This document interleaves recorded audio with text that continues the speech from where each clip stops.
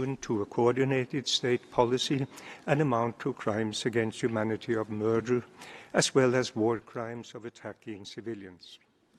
The Commission also determined that these crimes had the primary purpose of spreading terror among the population in violation of international humanitarian coordinated state policy and amount to Russian armed forces have been carrying out attacks as well as wars on the left bank on the Dnieper River with drones that allow real-time observations and tracking of targets. They pursued victims with drones and dropped explosives on them, causing deaths and injuries. Drones have also struck ambulances and other emergency services, preventing them from reaching the victims. Telegram channels run by the perpetrating units of the Russian armed forces themselves or by persons close to them have disseminated hundreds of videos of civilians being killed or injured, which amounts to the war crime of outrages upon dignity.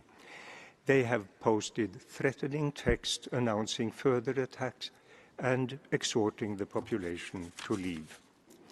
As regards allegation made by Russian authorities of drone attacks by the Ukrainian armed forces, the Commission has been unable to conclude its investigations due to lack of access to the territory, concerns relating to the safety of witnesses, and in the absence of response to our questions addressed to the Russian Federation. Distinguished President, Excellencies, the Commission's current investigations demonstrate that drone units of Russian armed forces have carried out attacks on civilians and civilian objects not only in Kherson province, but also in the Dnipropetrovsk and in Mykolaiv provinces. The evidence now confirms that the targeted localities span over 300 kilometers on the right bank of the Dnieper River, which is under Ukrainian government control. In addition to attacking civilians while walking or using transport, Russian armed forces have targeted a wide array of civilian objects, including residences, critical infrastructure, and other buildings. Drones have been directed also against first responders, ambulances, and fire engines bearing distinctive marks, preventing them from intervening after the attacks. The circumstances of the attacks show the perpetrators' intention to kill, harm, and destroy. As a result, whole localities suffered damage and destruction and became unlivable. Essential services and shops have been unable to operate. A woman from a frequently targeted locality stated, "Drones chase us, we hide from them. Drones sit on the rooftops, and if they see something, there will be consequences." The terror instilled in the population has compelled thousands to flee. In the Commission's view, the conduct of the Russian armed forces may amount to the crime against humanity of forcible transfer of population. The Commission will return to this point in its upcoming report to the General Assembly. Turning to another topic, the Commission is currently investigating a pattern of deportations and transfer of adult civilians from the areas of Zaporizhia province that are under Russian control. The investigation on drone attacks and deportations revealed coordinated and organized efforts by the Russian authorities to further capture territory as well as to consolidate their grip over areas they already controlled in Ukraine while compelling local populations to leave. Distinguished President, Excellencies, the violations and corresponding crimes documented have inflicted unspeakable suffering and hardship on the affected populations. Recurrent attacks have gradually destroyed entire localities. Many of the victims suffer from the loss of loved ones or of their homes and livelihoods and feel that they have lost everything. Close to the front lines, older persons have been particularly affected as many are unable to flee, making them vulnerable to risk of attacks. It bears reiteration that during armed conflicts, it's imperative for states to respect the obligations to protect civilians, given the heightened risk to which they are exposed.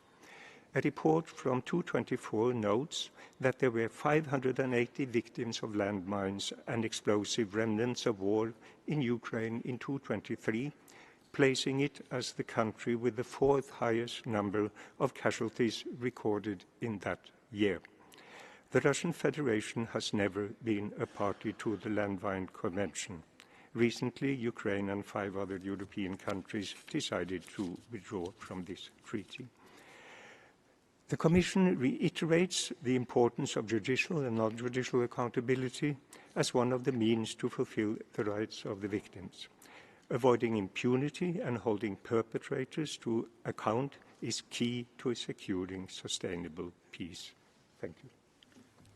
Merci. Thank you. In keeping with practice, we shall start by hearing from the delegations of the concerned countries. I note that the delegation of the Russian Federation is not present in the room, and I therefore call on Mr. Ruslan Kravchenko, distinguished representative of Ukraine, video message. Esteemed members of the Commission, representatives of states and civil society, colleagues and partners, allow me to express my deep gratitude to the United Nations Independent International Commission of Inquiry on Ukraine for its unwavering commitment and tireless work in documenting and investigating grave violations of international human rights law and international humanitarian law. As of September 10, 2025, more than 181,000 episodes of war crimes have been registered in Ukraine.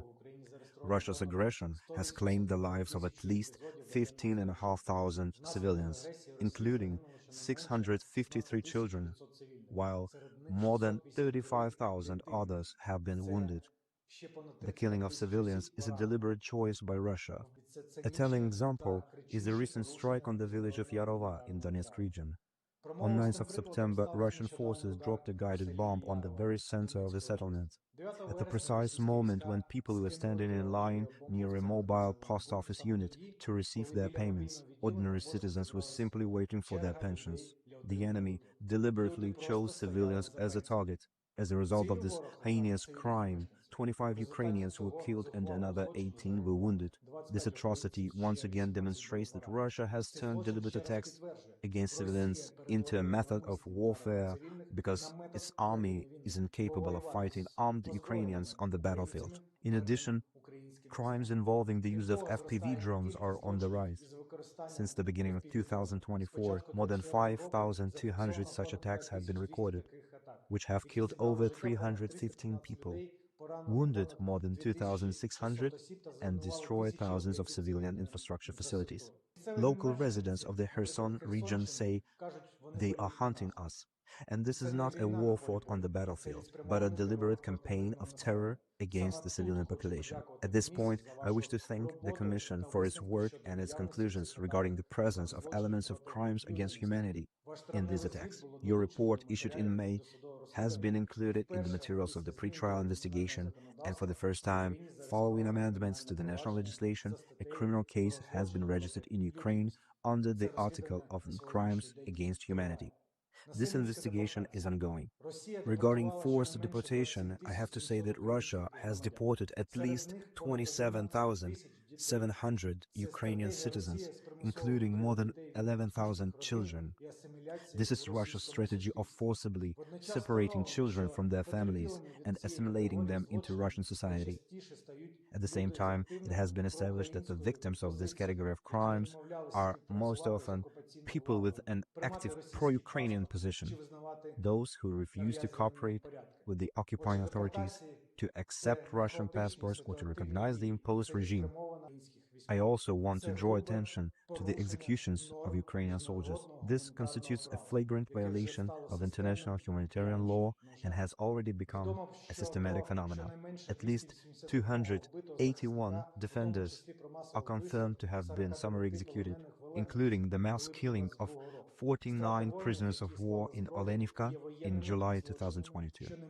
The executions of disarmed soldiers are war crimes that have no statute of limitations. At the same time, even under these circumstances, justice is possible. Nearly 1,000 Russian servicemen have been notified of suspicion for commission of war crimes, and more than 700 cases have been brought to court, and 200 persons have already been convicted. This sends a clear signal. Impunity will not prevail. Justice for victims and their families is an integral part of a just peace. The systematic nature of Russia's crimes demonstrates the urgent need to preserve the unity of the international community. In supporting Ukraine and defending the international legal order, a crucial component of countering Russia's international crimes must be the demonstration that accountability is inevitable and unlimited in time. This applies first and foremost not to ordinary perpetrators, but to those who give orders, encourage, or justify such crimes. I extend my sincere appreciation to the UN Commission and your team for your tireless dedication and devoted work. Results of your work bring us closer to justice and will have a lasting and significant impact on ensuring a just peace for Ukraine and the whole world. I deeply appreciate your attention to this matter. Thank you. Merci. Thank you.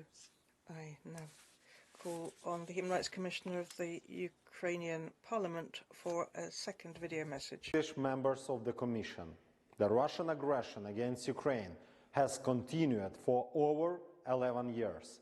The aggressor state is committing mass human rights violations in Ukraine.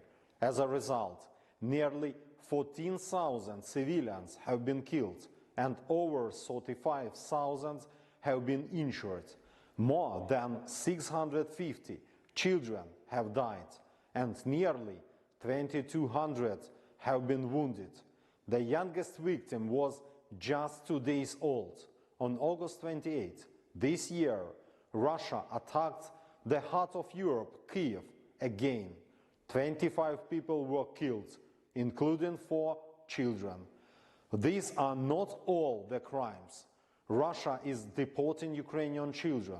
This is an act of genocide.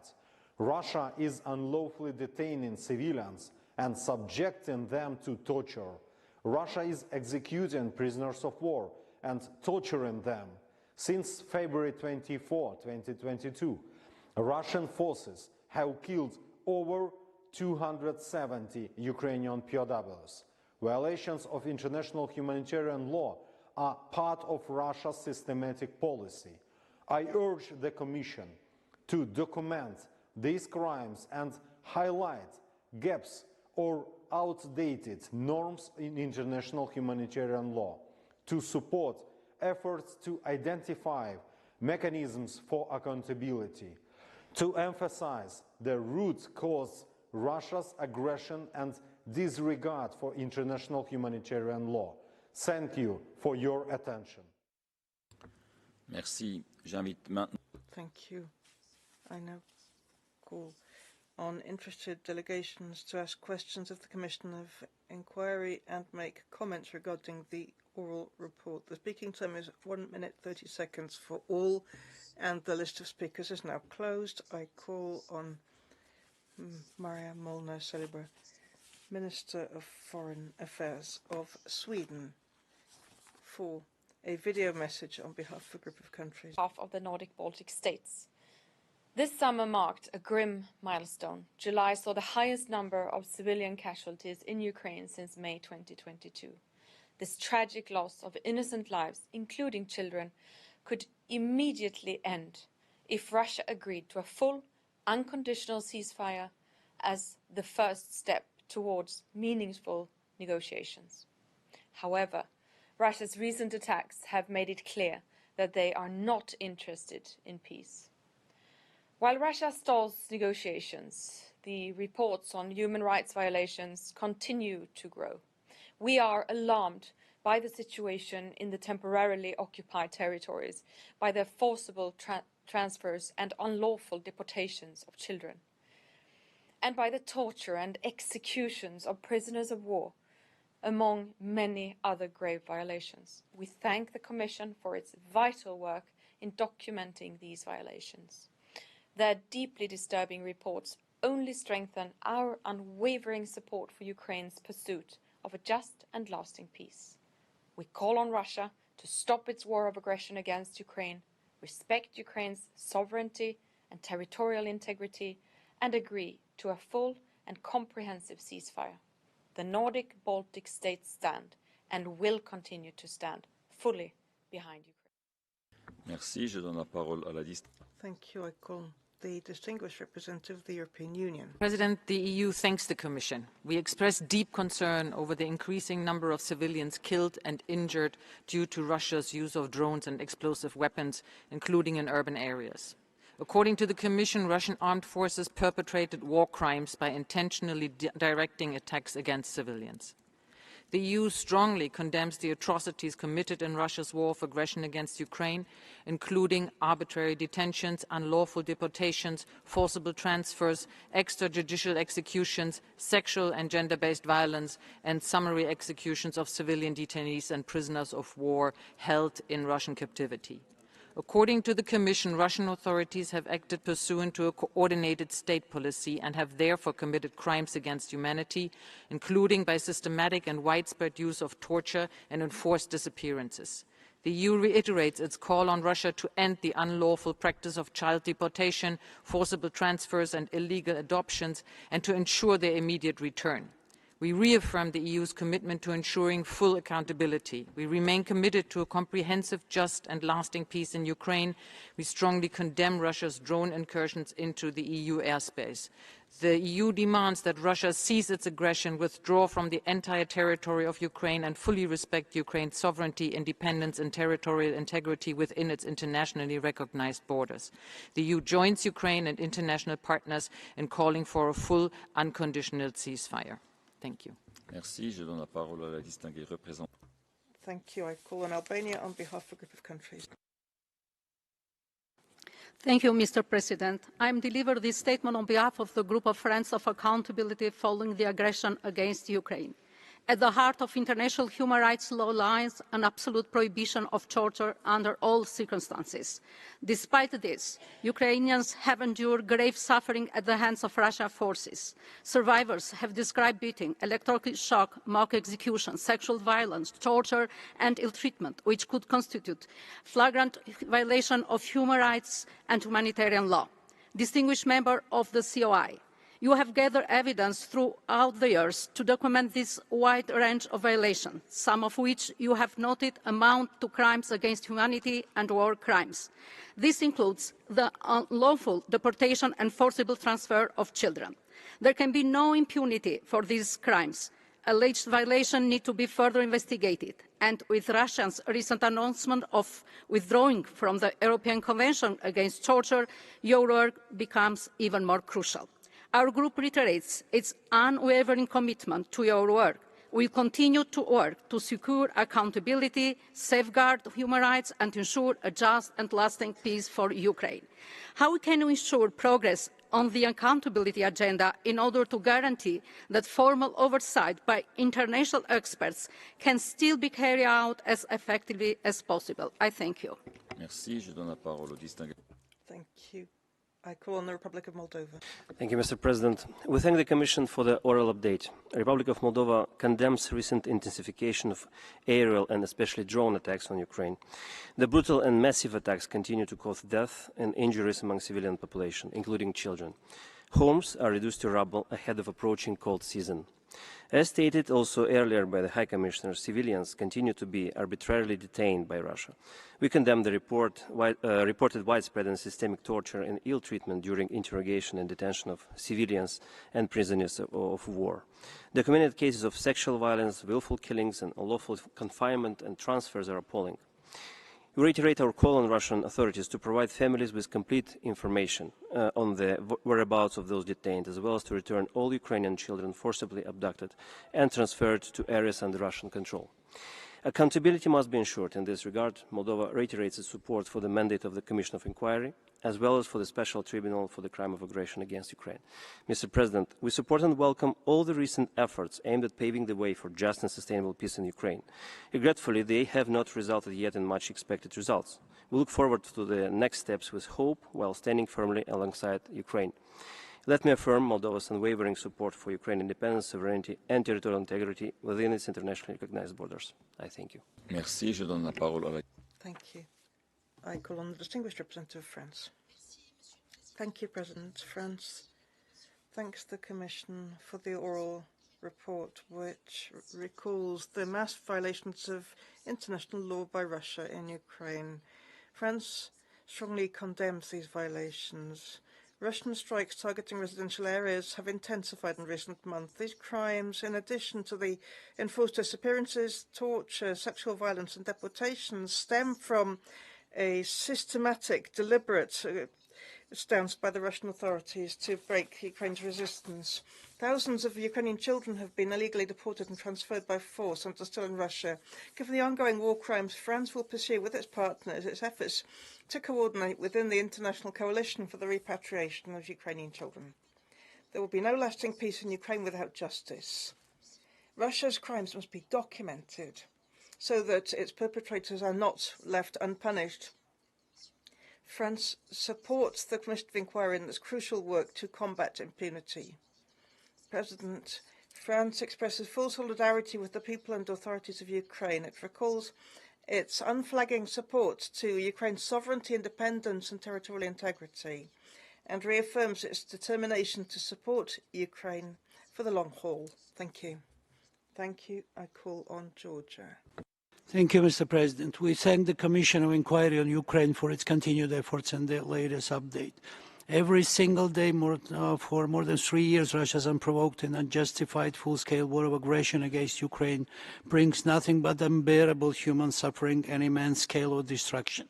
The Commission's findings once again confirm the pattern of systematic and widespread violations of international human rights and humanitarian law by Russia, many of which amount to war crimes and crimes against humanity. We strongly condemn Russia's continued attacks against civilians and civilian infrastructure, which deepen the humanitarian crisis and deliberately target the most vulnerable. Such actions demonstrate a blatant disregard for the principles of international law and the rules-based international order. Now, we underscore the importance of the Commission's work in documenting these violations and contributing to future accountability efforts. Ensuring justice for victims and ending impunity remain essential to achieving lasting peace. Finally, Georgia reaffirms its unwavering support for the independence, sovereignty and territorial integrity of Ukraine within its internationally recognized borders extending to its territorial waters. Thank you. Merci. Je donne la parole. Thank you. I call on Albania. Thank you, Mr. President. We thank the Commission of Inquiry for its comprehensive report and its continued commitment to truth and justice. The Commission's findings are clear and alarming. Russian armed forces have committed war crimes, including intentionally targeting civilians, as well as crimes against humanity, including murder and forcible transfer of population. The report of COI continues to tell us that Russia is illegally detaining civilians, hereby violating the rights to liberty and security of persons. The Russians are responsible for the forced and illegal transfer of thousands of Ukrainian children to Russia.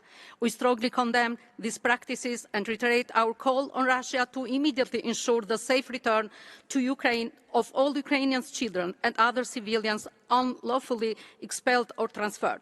Albania calls for the continuation of the mandate of the Commission of Inquiry so that these crimes are not forgotten and those responsible are identified and held accountable. We all for justice for victims and reparation. Finally, Albania reiterates its unwavering support to the independence, sovereignty and territorial integrity of Ukraine with its internationally recognized border. I thank you. Merci. Je donne la parole à la liste. Thank you. I call on Austria. President, Austria aligns with the EU statement and welcomes the update by the Commission of Inquiry. Austria remains gravely concerned over the growing body of evidence of violations of international human rights law and international humanitarian law, including torture, extrajudicial executions, enforced disappearances, arbitrary detention, forced transfers, and deportations. We are also very concerned by the reported systematic use of torture, including sexual violence, against certain categories of detainees to extract information, coerce, and intimidate. The widespread and systematic drone attacks targeting civilians, civilian objects, and infrastructure, all means of transport and emergency and rescue services, is not only terrorizing the population. The damage and destruction of houses, the absence or limitation of services, essential infrastructure, and transport have rendered the affected areas unlivable and left many residents with no other choice than to seek safer locations. We call on Russia to stop these dangerous attacks immediately and withdraw all troops from within the internationally recognized borders of Ukraine. We also call on Russian authorities to increase efforts in returning forcibly transferred Ukrainian children. Chair, we underline the importance of the continued independent and impartial reporting of the Commission and confirm our support to all efforts to seek full accountability for these violations and crimes under international law. Thank you. Merci. Je donne la parole à la distinguée. Thank you. I call on Romania. Thank you, Mr. President. Romania aligns with the EU statement. We thank the Commission of Inquiry for its continued work in documenting the extensive and grave violations of international human rights law committed in the context of the war of aggression conducted by Russia against Ukraine.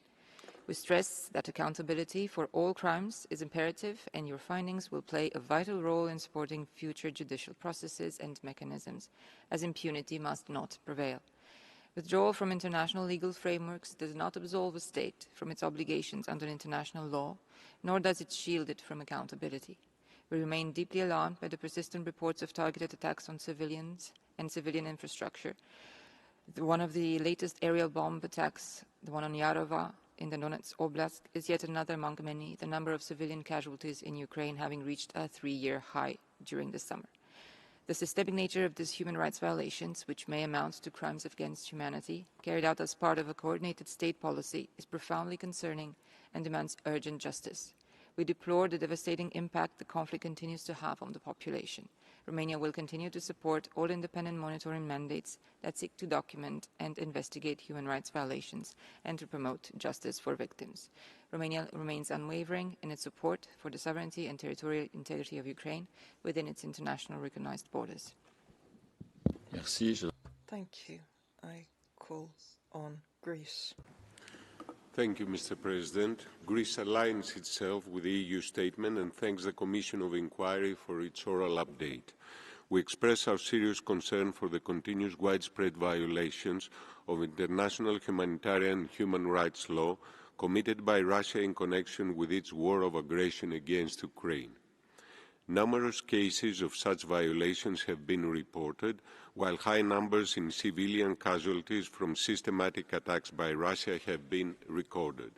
We are also alarmed by reports of military training programs and prospects of future military service for children in the temporarily occupied by Russia territories of Ukraine. We strongly condemn the unlawful deportation of Ukrainian children, and we underline the urgent need to ensure their immediate and safe return and family reunification.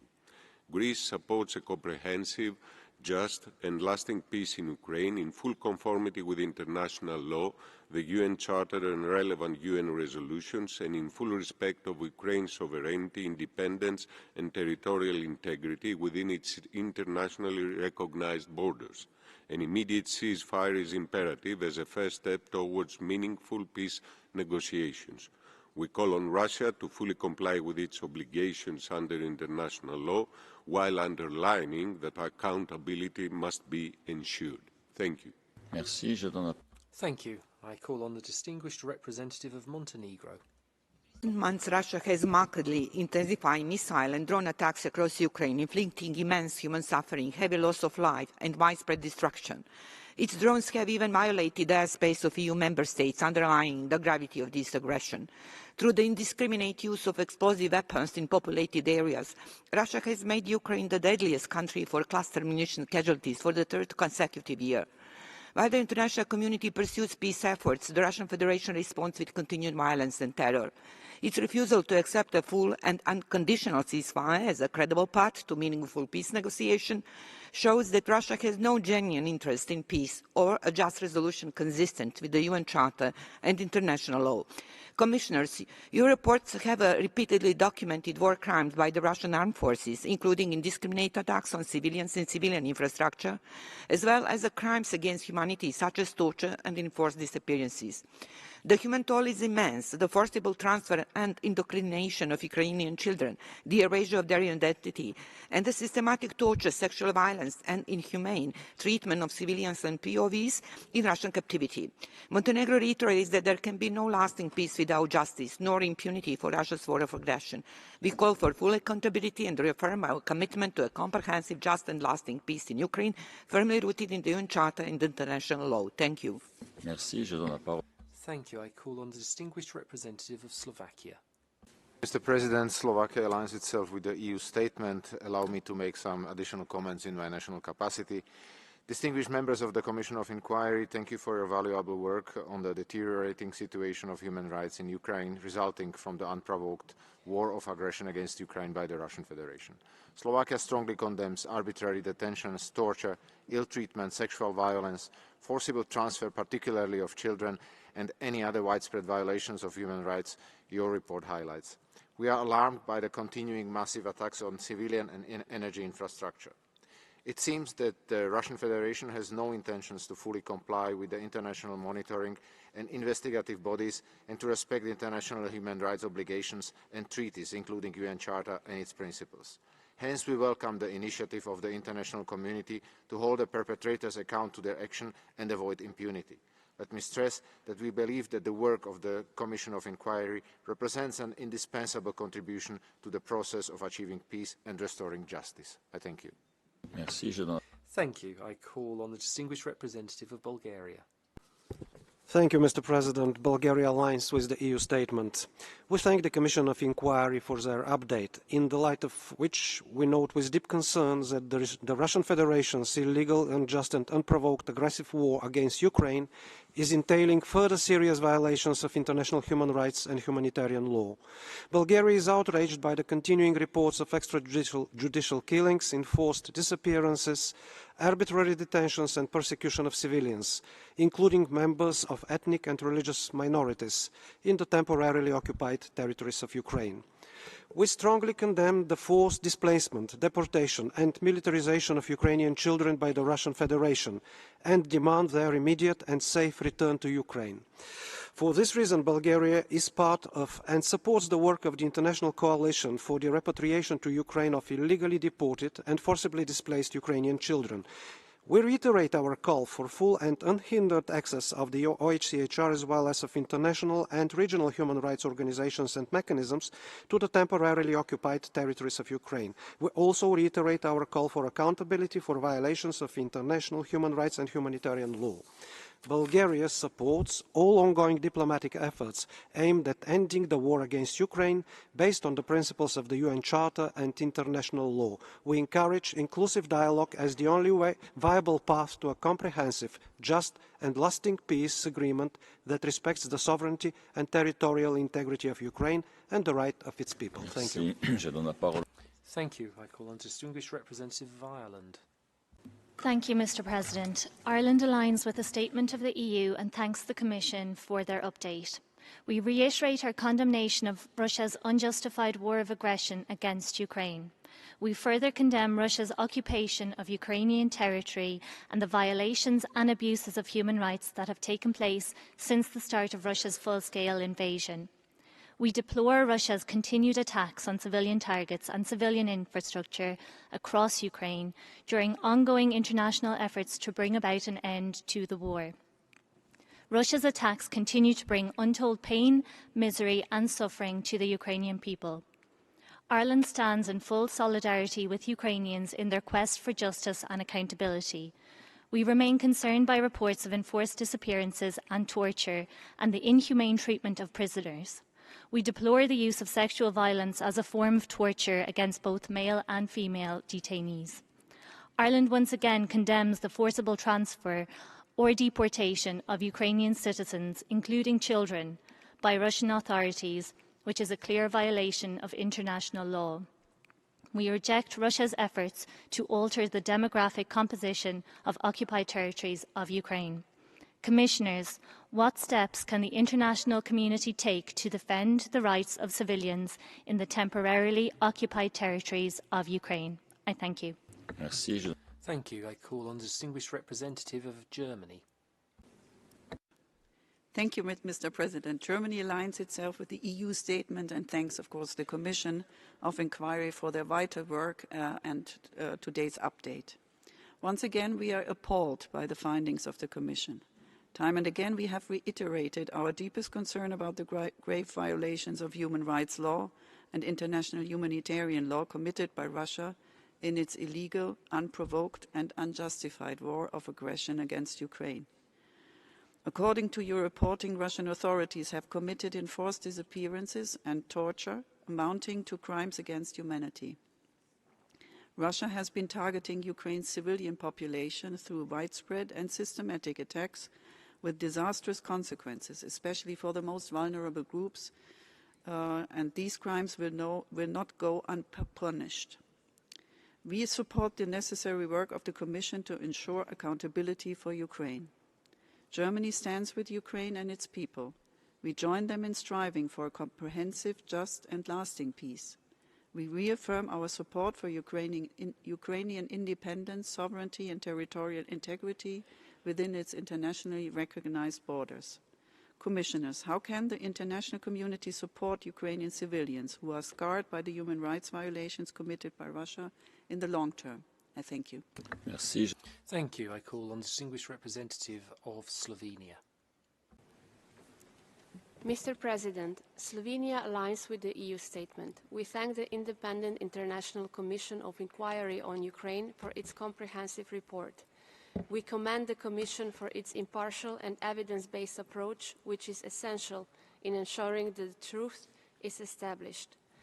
The finding of the Commission, including evidence of widespread war crimes, crimes against humanity and violations of international humanitarian law, are deeply alarming.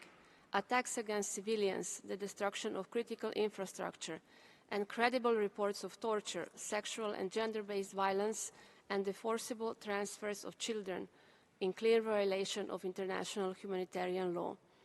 Slovenia is particularly concerned about the new cases of rape and sexual violence amounting to torture against detained women, in addition to inhumane conditions that female detainees are subject to. Slovenia reiterates its full support for all accountability mechanisms, including the International Criminal Court, and stresses that those responsible must be held to account. Slovenia reaffirms its unwavering support for Ukraine's independence, sovereignty, and the territorial integrity with its internationally recognized borders. We will continue to stand for protection and respect of human rights of all civilians unjustly swept into this war of aggression. Thank you. Merci. Thank you. I call on distinguished representative of Czechia. Thank you, Mr. President. Czechia aligns itself with the EU statement. We thank the Commission for their update and valuable work. Once again, the COI provides impartial documentation of the continuous gross violations of international law stemming from Russia's unprovoked aggression against Ukraine, scaling up indiscriminate attacks on Ukrainian cities, targeting civilian infrastructure, intentionally directing such attacks against civilians. Russia is killing and wounding even more civilians, including children, in the fourth year of the conflict. We strongly condemn arbitrary detentions, enforced disappearances, and systematic torture of prisoners of war and civilians by Russian authorities, as well as forced transfers of population in the occupied territories, including Ukrainian children. According to the COI, Russian armed forces perpetrated war crimes and crimes against humanity, and we repeat our call for accountability for these crimes under international law. Commissioners, how could we best support accountability for the documented crimes and achieve justice for victims and survivors? Thank you. Merci. Thank you. I call on distinguished representative of the Netherlands. President, the Kingdom of the Netherlands aligns itself with the EU statement and thanks the Commission of Inquiry for its oral update. Commissioner, indiscriminate drone and missile strikes by night and in broad daylight are a daily menace to Ukrainians. The images of their aftermath are devastating. Civilians killed, homes destroyed and families torn apart. Beyond the fear of the skies, people living in the occupied territories endure a relentless series of grave violations.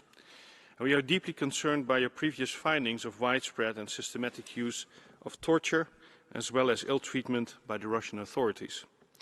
Testimonies from released Ukrainian prisoners of war and civilian detainees reveal a reality of severe beating, sexual violence, and electric shocks.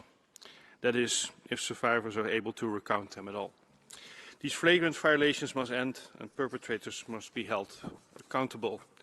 Ukrainians deserve justice. Without it, there can be no lasting and just peace, and therefore we will continue our steadfast support for the Ukrainians' path toward accountability, and we commend Ukraine's unrelenting national endeavours to investigate, prosecute and adjudicate international crimes. Commissioner, how can the international community best support Ukraine and its people in adopting a comprehensive approach to accountability, and how can global and regional initiatives complement each other in this regard? I thank you. Thank you. I call on distinguished representative of Portugal. Thank you, Mr. President. Portugal aligns itself with the EU statement and thanks the Commission of Inquiry for its update. We strongly condemn Russia's brutal and justified war of aggression against Ukraine and its serious violations of international human rights and humanitarian law. The documented patterns of torture and forced disappearances, sexual and gender-based violence, arbitrary detention, forcible transfers, and summary executions of prisoners of war and civilians are appalling and amount to crimes against humanity. We urge Russia to end the unlawful transfer of Ukrainian children, guarantee their safe return, and stop indoctrinating and militarizing children. Russia continues to flout the principle of distinction by deliberately targeting civilians and civilian objects, namely schools, hospitals, and other vital infrastructure, which amounts to war crimes.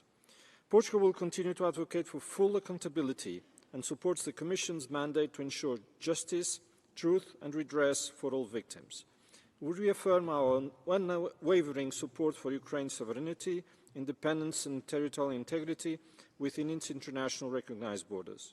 Commissioners, what measures can the international community take to strengthen the protection of evidence and to support future accountability mechanisms? I thank you. Merci. Thank you. I call on the distinguished representative of North Macedonia. Thank you, Mr. President.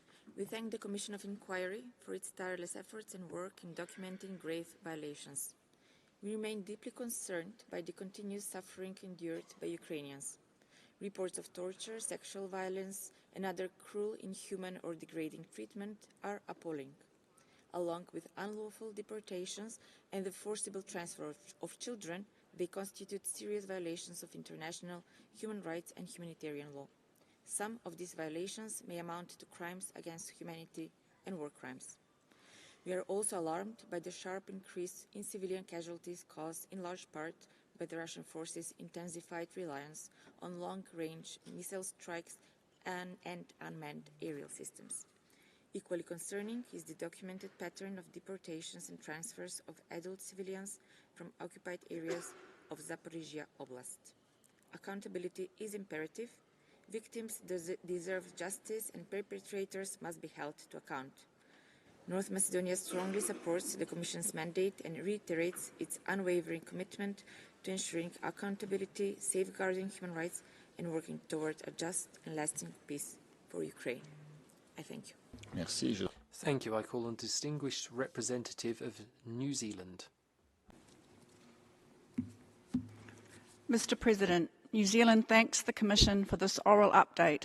Ongoing reporting on the human rights situation in Ukraine is essential to ensure accountability for human rights violations. We stand in solidarity with the people of Ukraine as they endure a fourth year of full-scale Russian aggression and occupation. New Zealand remains gravely concerned by the documented cases of executions, deaths in custody, arbitrary detention, torture, including sexual violence, ill treatment and enforced disappearances as a result of Russia's actions in Ukraine. The established pattern of these violations and crimes is shocking, and we must continue to highlight and condemn Russia's blatant disregard for its human rights obligations. We have also observed in 2025 a sharp and concerning increase in Russian missile and drone attacks in densely populated urban areas of Ukraine. We call on Russia to end attacks on civilian infrastructure and fully comply with international humanitarian law. Let us not become inured to the human toll of Russia's destruction in Ukraine.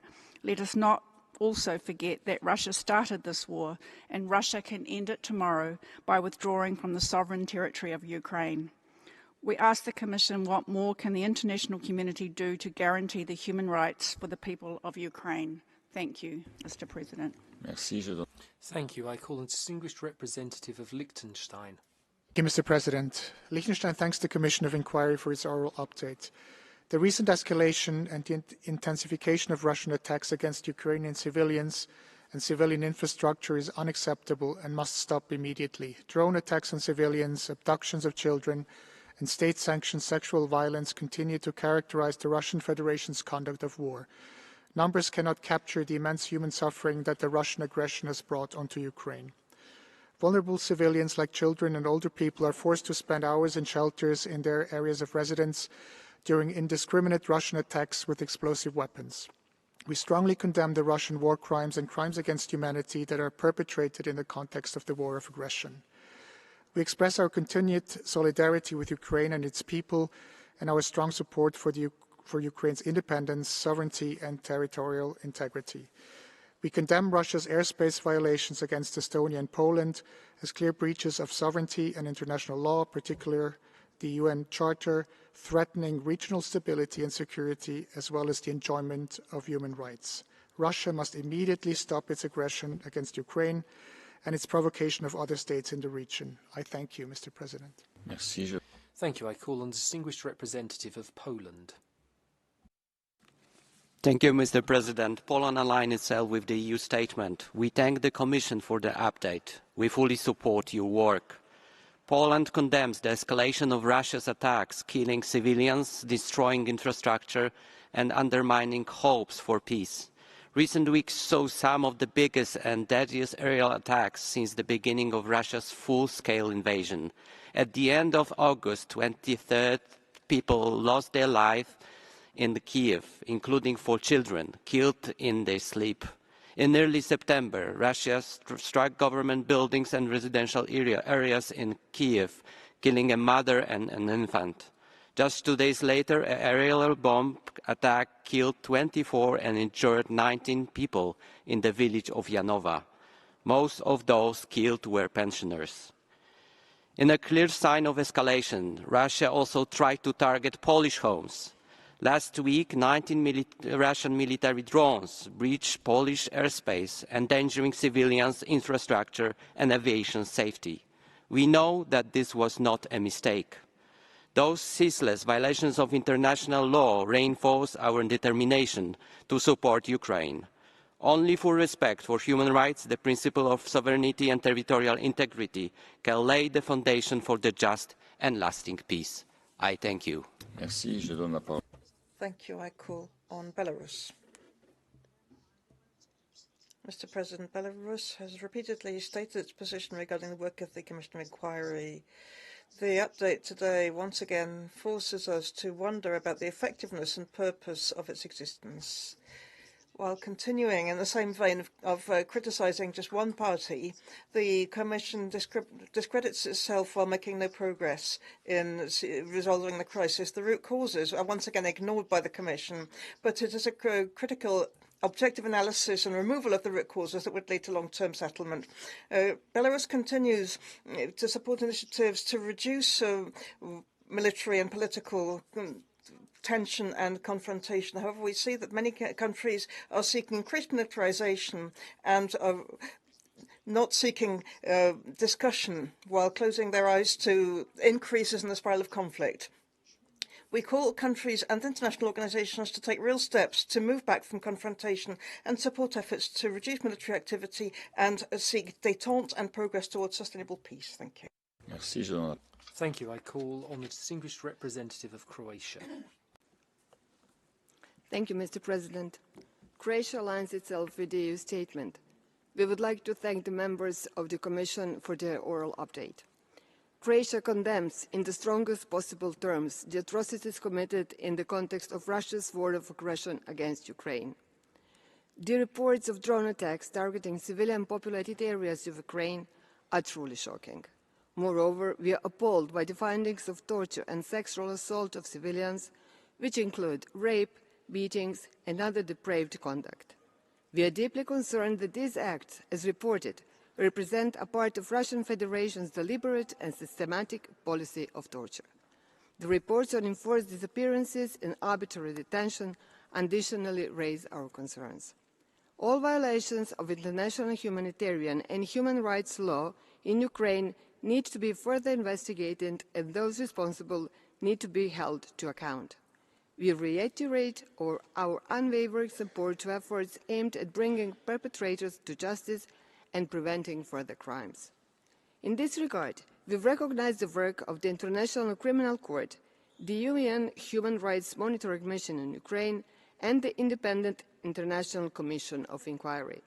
Croatia strongly supports a just and lasting peace based on the principles of the UN Charter and international law as the only acceptable outcome for Ukraine and Europe. I thank you. Merci, je donne. Thank you. I call on the distinguished representative of Luxembourg.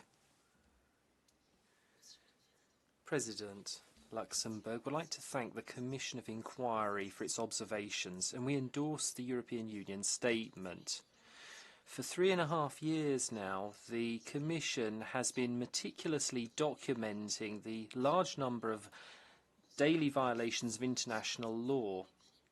Evidence in your reports is vital for holding perpetrators of these crimes accountable and ensuring justice for victims.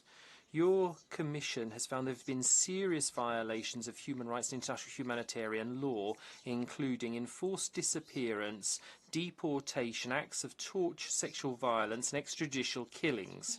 We deplore the fact that the Russian army is systematically targeting urban areas and civilian infrastructure, such as energy networks, hospitals, and ambulances.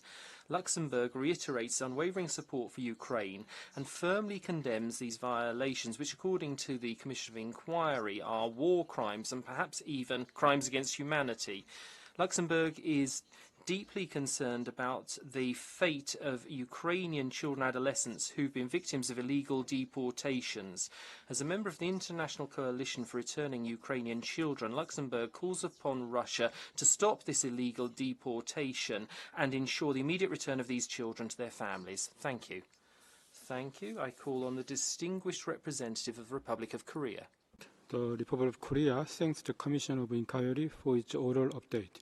We remain deeply concerned about the continued reports of civilian casualties resulting from expensive drone and missile attacks in the context of Russia's war of aggression against Ukraine. The deliberate targeting of energy systems and other civilian infrastructure further highlights the severity of the situation under international law.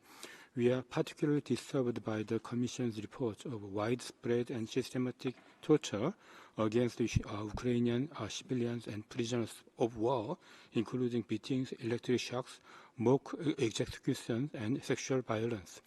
We also note with alarm the recent incidents near Poland's eastern border, which serve as a stark reminder that the war's devastating consequences could spill over beyond Ukraine. In this regard, we underline the urgent need for an immediate halt to attacks on civilian and civilian infrastructure, full compliance with international law, and accountability for violations. The Republic of Korea reaffirms its solidarity with the international community and stands ready to work closely with all partners to support efforts to end this war without further delay. I thank you. Merci, je donne. Thank you. I call on the distinguished representative of Canada. Merci, Monsieur le Président. Le Canada Thank you, President. Canada expresses its gratitude to the Commission of Inquiry for its work on Ukraine. Canada remains deeply concerned at human rights violations and the violations of international humanitarian law committed by the Russian Federation in Ukraine, particularly those that affect children. Illegal deportations and forced transfer of children are serious violations of Geneva Conventions. Thousands of children have been separated from their families and have been subjected to indoctrination and militarization. The nature of these violations reflects a deliberate strategy aiming at eradicating Ukrainian heritage and is a threat to future generations. The International Criminal Court has issued arrest warrants against high-ranking Russian officials in line with the seriousness of this situation. Canada is the co-chair of the International Coalition for the Return of Ukrainian Children, and as such, we continue to support Ukrainian efforts, and all members of the coalition are calling for the immediate return of these children to their families. Children should never be used as a weapon of war. Their human rights and security and integrity must be guaranteed. Canada stands in solidarity with Ukraine as it seeks to and the speaker is interrupted. I call on Spain. Spain endorses the EU statement. We'd like to thank the International Commission of Inquiry on Ukraine for the work that it's been undertaking tirelessly since 2022. This report finds that there have been Russian Federation has been attacking Ukraine, and once again we see that the delegation is absent from the room, which shows disdain for the United Nations Human Rights Council and its member states. So Russia continues to carry out what could be considered crimes against humanity. So Spain calls upon the Russian Federation to halt its war of aggression and to leave Ukrainian territory. Russia must release unfairly detained civilians and treat all prisoners decently. There must be the return of deported Ukrainian children to their families.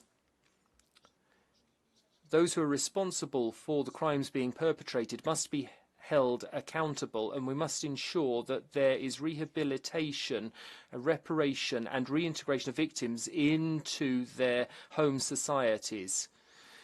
Ukraine's territorial integrity within its internationally recognised borders must be respected, and we will continue to support Ukraine for as long as is necessary. Thank you very much. Thank you, and I call on the distinguished representative of Switzerland. President, Switzerland thanks the Commission of Inquiry for its oral update, and we pay tribute to its vital work of documentation and fact-finding.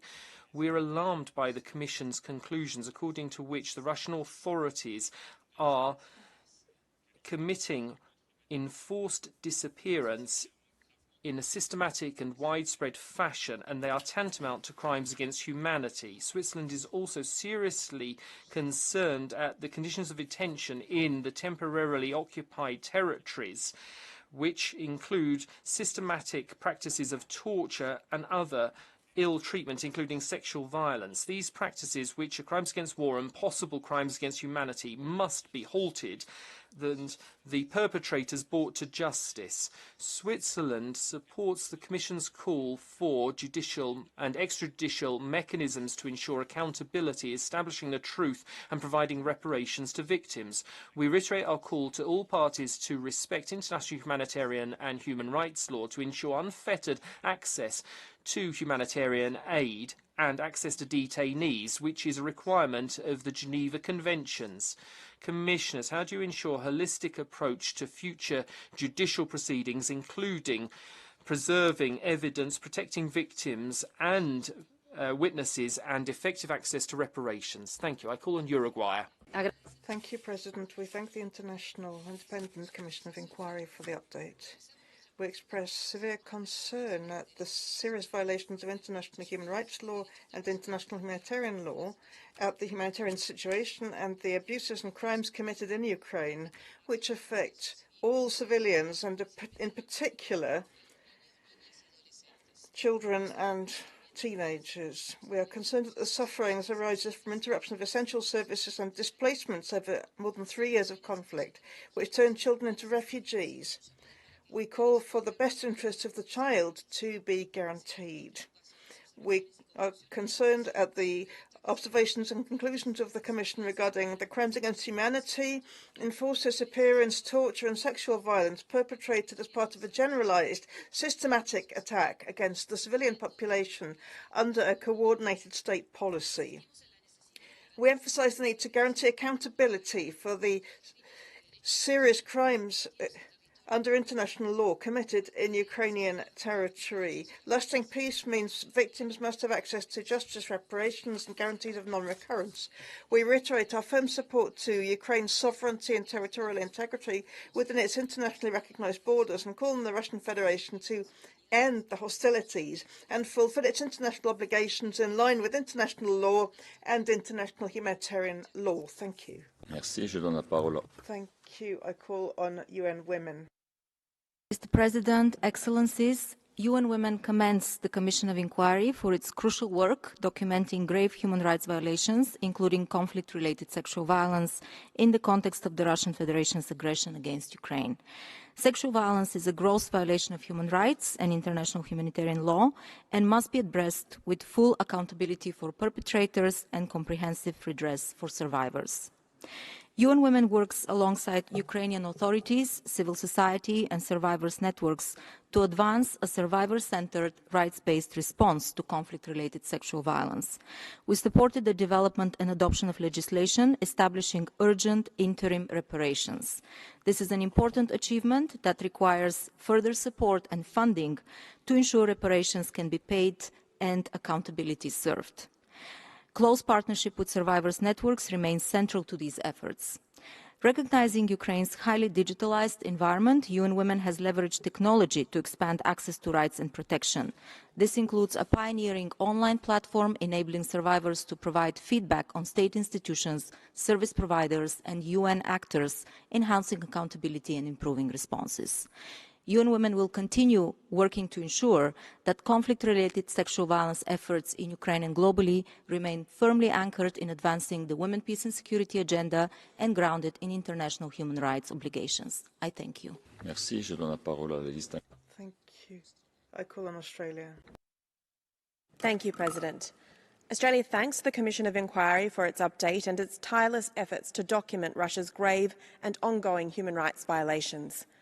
We are deeply concerned by findings regarding Russia's widespread and systematic use of torture, sexual violence, enforced disappearance and summary executions of Ukrainian prisoners. These acts are abhorrent and demand accountability. Russia's continued attacks on critical and civilian infrastructure, including hospitals, are especially alarming amid ongoing discussions to end the war. Any deliberate targeting of the civilians is a clear violation of international humanitarian law. The forced transfer and deportation of Ukrainian children by Russian authorities is deeply disturbing, undermining family unity and violating core international legal protections. Australia reaffirms its unwavering support for Ukraine's sovereignty and territorial integrity. Ukraine's defence is also a defence of our shared values enshrined in the UN Charter. We support all meaningful efforts, including those led by the United States and our European partners, towards a just and lasting peace with Ukraine at the table. We call on Russia to comply with its international human rights obligations, engage in good faith, and end its war of aggression. I thank you. Merci. Je donne la parole au distingué représentant. Thank you. I call on Belgium. Thank you, Mr. President. Belgium aligns itself with the EU statement. Over the past years, the Russian Federation has committed a chilling number of human rights violations in Ukraine. Extrajudicial killings, torture, sexual and gender-based violence, grave violations against children, including forced deportations, the destruction of civilian infrastructure, and more. Every year, that list gets longer. The COI has concluded that some of the violations they have documented amount to war crimes and crimes against humanity. The Special Rapporteur on Torture has recently documented a wide pattern of risks of torture whereby torture is used in order to intimidate, instill fear, and control civilians in occupied territory of Ukraine. But instead of stopping this practice and holding the perpetrators to account, Russia decides to go in the opposite direction. Its recent decision to withdraw from the European Convention Against Torture will lead to even less scrutiny and less accountability. We call for an immediate end to these illegal practices and support all efforts to ensure justice and reparations for victims.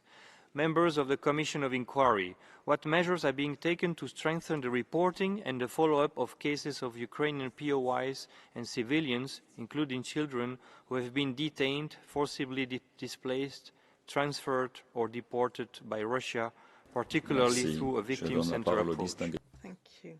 I call on Malta. Mr. President, Malta aligns itself with the EU statement and thanks the Commission of Inquiry for its update. We remain gravely concerned by the continued Russian aggression against Ukraine, together with the serious violations of international human rights and humanitarian law documented by the Commission. Recent abuses include summary executions of prisoners of war and civilian detainees, systematic and widespread use of torture, as well as other forms of ill treatment. We call on Russia to end the unlawful practice of child deportation and forcible transfer, to stop the illegal adoptions of Ukrainian children, and to ensure their immediate and safe return to Ukraine. Malta stresses that those responsible must be held accountable for all international crimes and human rights violations committed, as well as victims' rights to justice. We express appreciation for the work of the Commission of Inquiry, whose documentation is vital to ensure accountability. Finally, we reiterate our demand for Russia to immediately and unconditionally withdraw from the entire territory of Ukraine and to fully respect its sovereignty and territorial integrity within its internationally recognized borders. We thank you. Merci. Je donne la parole à la... Thank you. I call on the UK. Thank you, Mr. President, and thank you to the Commission of Inquiry for your work to highlight serious concerns of violations of international law by the Russian Federation. Since its establishment in March 2022, the Commission on Ukraine has documented the worst of Russia's crimes. Russia's policy to deport, indoctrinate and militarize Ukrainian children is deplorable.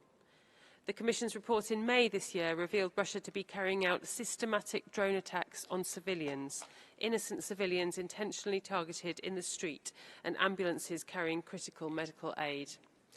At the time of reporting, in riverfront areas under Ukrainian government control, nearly 150 civilians had been killed by Russian drones, and the attacks have only increased in their intensity.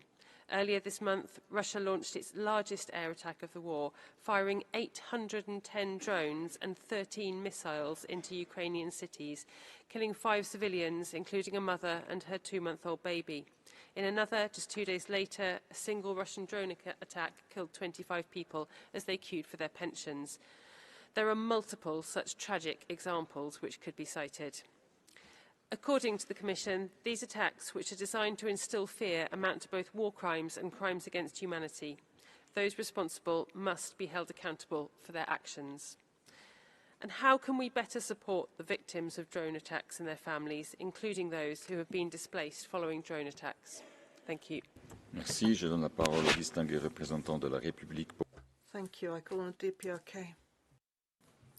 Thank you, Mr. Vice President. The DPRK delegation expresses grave concern of the update of the Commission of Inquiry on Ukraine, which is based on distorted facts and serves the political purposes of Western countries. Commission ignores atrocities and abuses of human rights committed by the Ukraine's military and leadership, including killing of innocent civilians, torture and eliminating of prisoners of war, and so-called collaborators and systematic oppression of Russian minorities. It is an undeniable reality that Western countries are using the human rights agenda as a tool to slander and isolate the Russian Federation.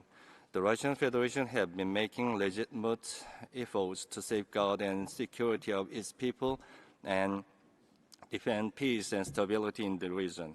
We resolutely oppose any attempt to interfere in the internal affairs of sovereign states, under the pretext of human rights.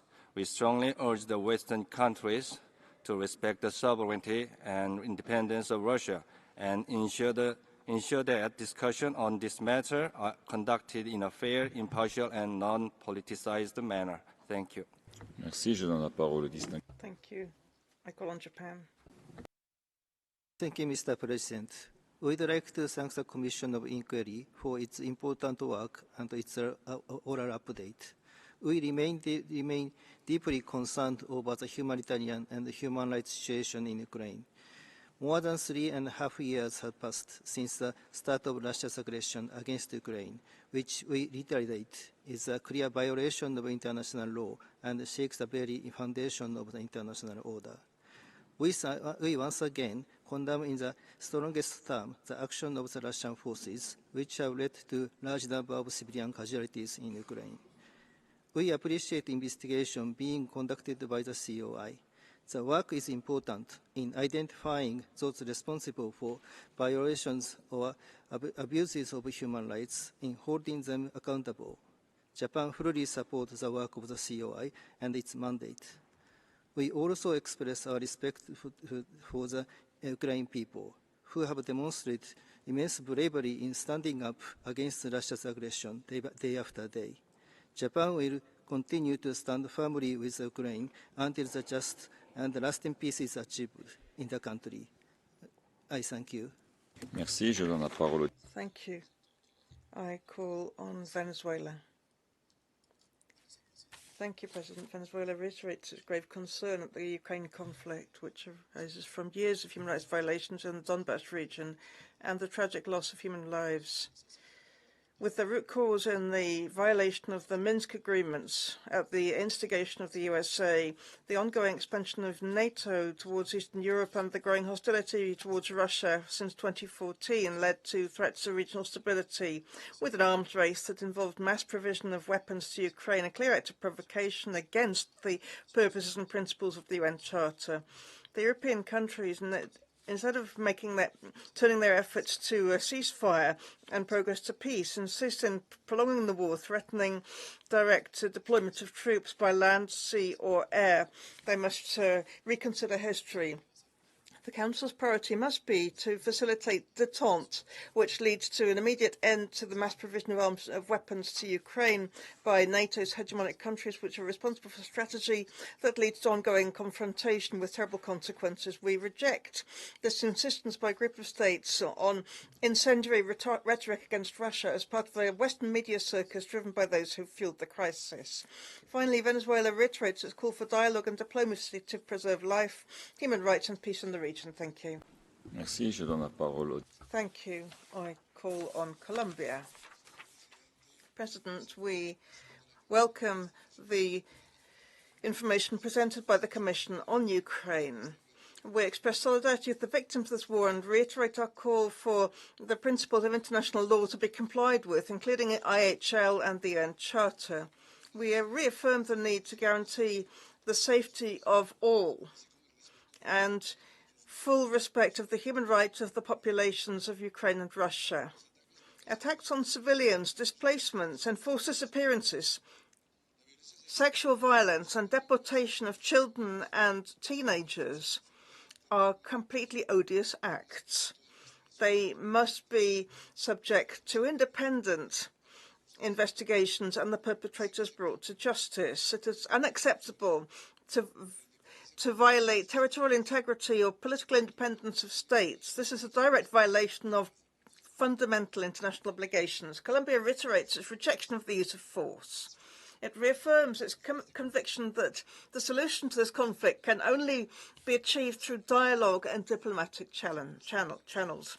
We urge the parties to agree a ceasefire leading to a negotiated, peaceful, sustainable settlement to achieve a rapid and permanent end to the conflict.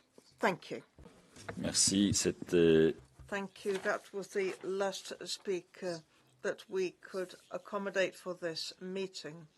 We will continue now with the list of speakers from NGOs, and I call on the Human Rights Research League. Thank you, Mr. President. From the beginning of its full-scale war of aggression against Ukraine, the Russian Federation has committed great violations of the most fundamental laws governing war and human rights, and the attacks on the civilian population have never been more encompassing. Investigations by the Commission of Inquiry, OHCHR, the ICC and others have documented widespread torture of Ukrainian prisoners of war. Survivors have testified to brutal beatings, electric shocks, mock executions, sexual violence and prolonged deprivation of food and water. These actions constitute grave breaches of the Geneva Conventions and amount to war crimes. Equally abhorrent is the targeting of Ukrainian civilians in occupied territories. Activists, journalists, community leaders and ordinary citizens have been abducted, detained without due process, tortured and in some cases murdered. These atrocities committed by the Russian Federation are not the result of battlefield chaos. They are deliberate instruments of a campaign aimed at destroying the Ukrainian people, erasing their culture and undermining the principles upon which the United Nations were founded.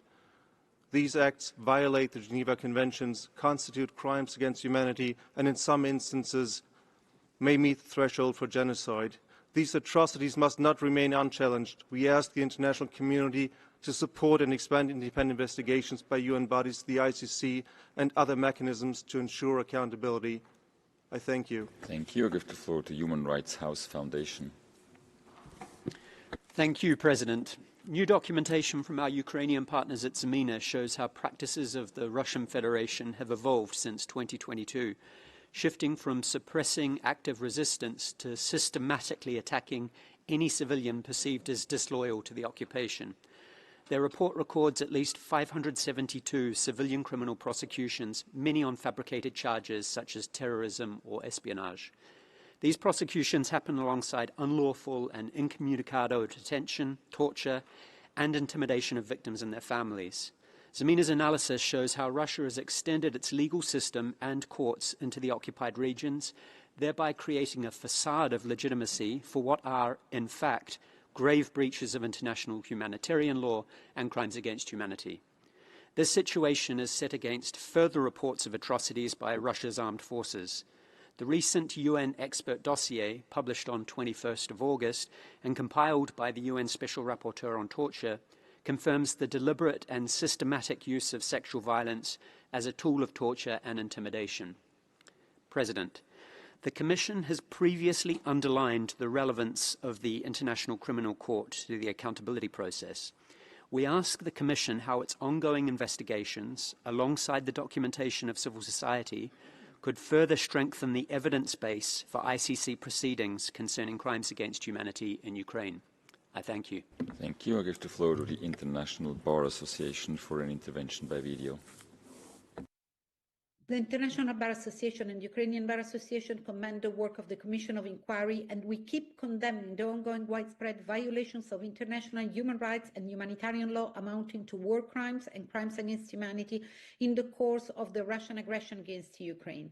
We condemn the ceaseless attacks on civilians and civilian objects, indiscriminate use of explosive weapons in densely populated areas, forced deportations, coordinated widespread and systematic use of torture, incommunicado detention, and enforced disappearances by Russian forces. We once again condemn the forcible transfer of Ukrainian children to Russia or Russian-occupied territories and their subsequent indoctrination and militarization. We recall that in March 2023, the International Criminal Court issued an arrest warrant against the President of the Russian Federation, Vladimir Putin, finding reasonable grounds to believe that he bears individual criminal responsibility for crimes under the Rome Statute in connection with Russia's full-scale invasion of Ukraine. We urge all state parties to the Rome Statute to fulfill their obligations under the statute and to support the ICC in ensuring accountability for atrocity crimes committed in Ukraine by Russia and support the work of the Special Tribunal on the crime of aggression. Thank you. Thank you. I give the floor to the Institute for Human Rights. We would like to raise the strongest alarm over Russia's another act of barbarity, the deliberate missile and drone strike on Kyiv on 28 August 2025. At least 25 civilians, including children, were killed and many more injured. For me, this attack is not abstract. It took the life of my family member, Dr. Oksana Protyuk, a civilian and a renowned rehabilitation physician and neurologist who dedicated her life to restoring the health of others, including war-wounded soldiers and civilians. While her death is a personal tragedy, it is also part of a much larger one, the suffering of millions of Ukrainians who have been torn from their families, their homes, and their future. Each life destroyed is a stark reminder that this war spares no one. Justice for Dr. Protyuk and for all the victims is not just a legal requirement. It is a moral duty owed by this Council to the humanity itself. Her killing is emblematic of the indiscriminate, inhuman nature of this assault and underscores the extreme vulnerability of medical personnel, individuals explicitly guaranteed protection under international humanitarian law. We call upon the Commission to investigate this atrocity for violations of the principles of distinction, proportionality and precaution. The deliberate killing of doctors and civilians is a war crime. I speak not only for myself, but for every Ukrainian who has lost a loved one. We call upon the Human Rights Council to act decisively and to strengthen international monitoring of attacks on civilians, as well as to enforce accountability mechanism against perpetrators. I thank you. Thank you. I give the floor to Legal Action Worldwide. Not here. I give the floor to United Nations Watch. Thank you, Mr. President. United Nations Watch welcomes the Commission of Inquiry's update and is gravely concerned about human rights in Ukraine. Russia's relentless bombardment across Ukraine, deliberately targeting critical infrastructure and indiscriminately killing civilians, has escalated in both scale and brutality. Since this Council's last session, Ukraine has endured its deadliest month since Russia's invasion began, with 286 civilian deaths recorded in July. Only last Wednesday, Russia launched a drone attack in the Poltava region, killing 6 civilians and striking a gas station. The very next day, a wave of strikes hit substations powering Ukraine's national rail network, disrupting infrastructure essential for civilian life and the country's defense. Russia has waged this brutal offensive not alone, but with the backing of UN member states. The Islamic Republic of Iran has fueled Russia's war in Ukraine by supplying Shahed drones and transferring technology that enables Moscow to manufacture them domestically. North Korea is sustaining Russia's offensive by deploying an estimated 14,000 troops to Ukraine. Even children are not spared from Russia's aggression.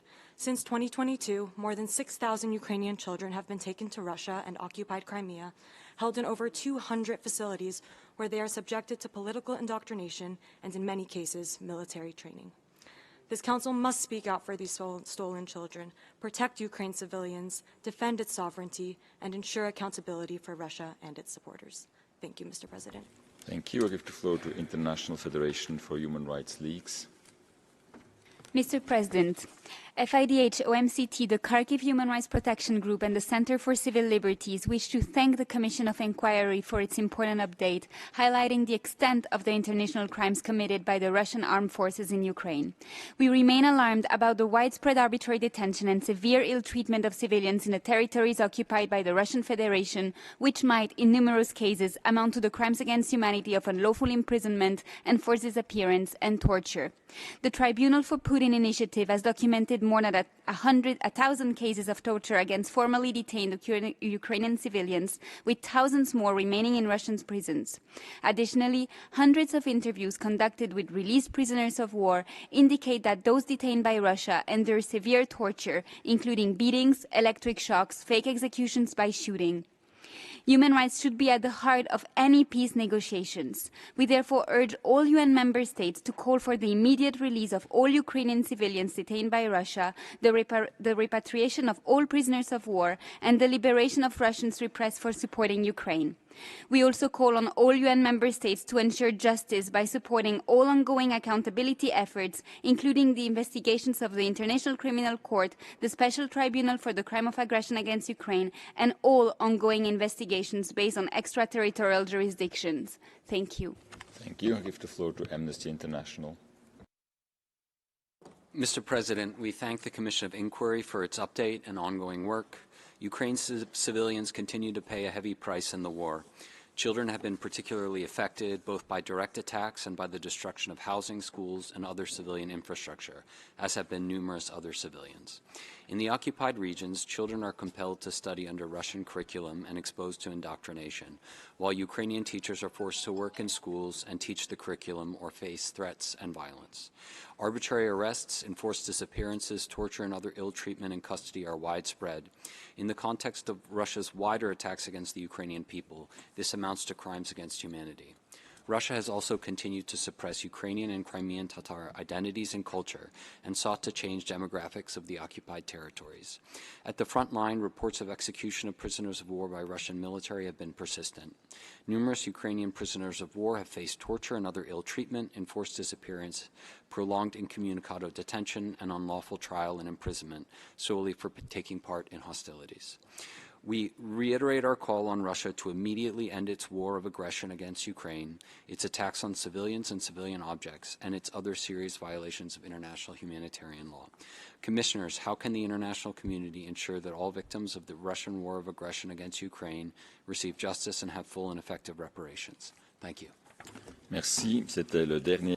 Thank you. That was the last speaker on my list, and I will now give the floor to Mr. Eric Moss for his concluding remarks. You have 7 minutes.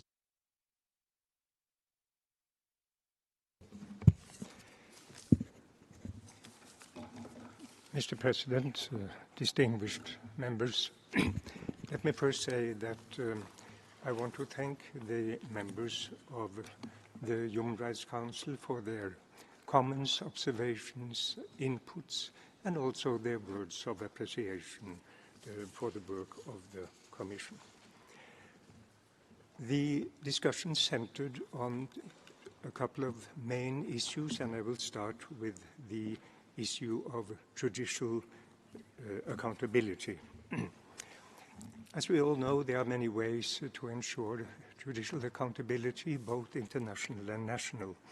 And starting at the international level, I just want to reiterate first that the Commission has always pointed out the importance of the international criminal courts, whose investigations are, of course, ongoing. And we have also noted the recent setting up of the Special Tribunal for the Crime of Aggression, and we are now following to what extent and in what time span it will be established on the ground, practically. At the national level, we have just heard from the Ukrainian representative this morning that several hundred trials have related to war crimes and that they are underway, and also that many of them have resulted in convictions. It follows from the Commission's mandate that it shall collect evidence with a view to ensuring that the responsible are held accountable.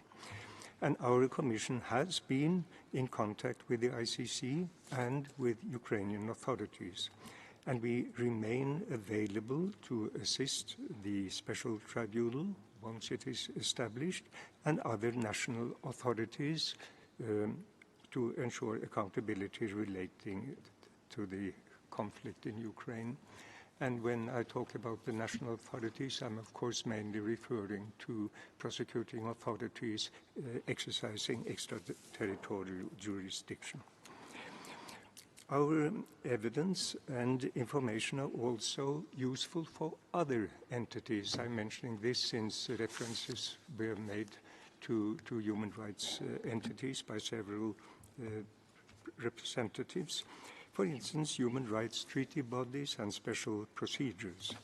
And we also noted that the European Court of Human Rights recently handed down a judgment about an important interstate case involving Ukraine, the Netherlands, and the Russian Federation, where our findings were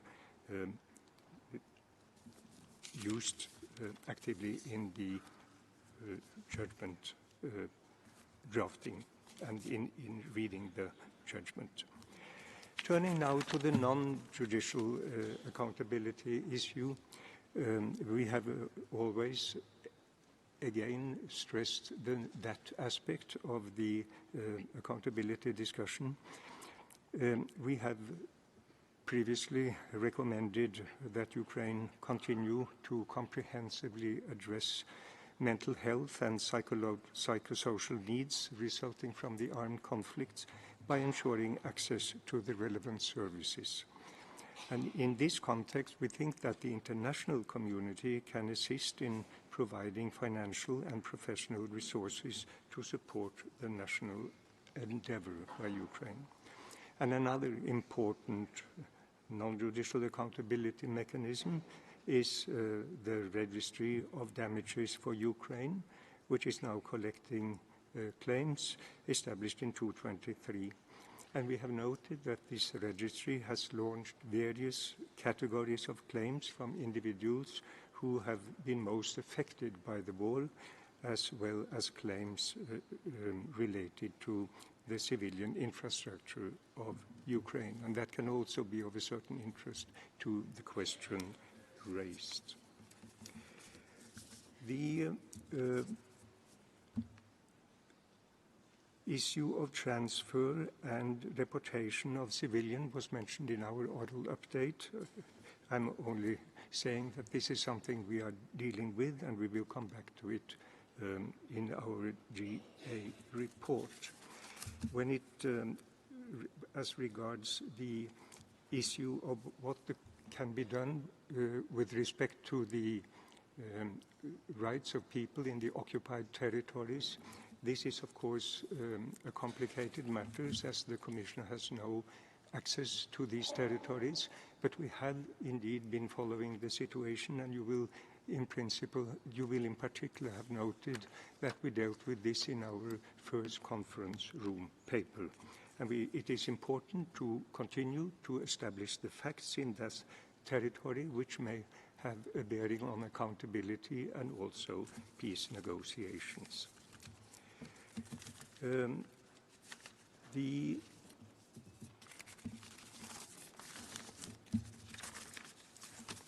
important part of the GA report, which we are going to deliver in October.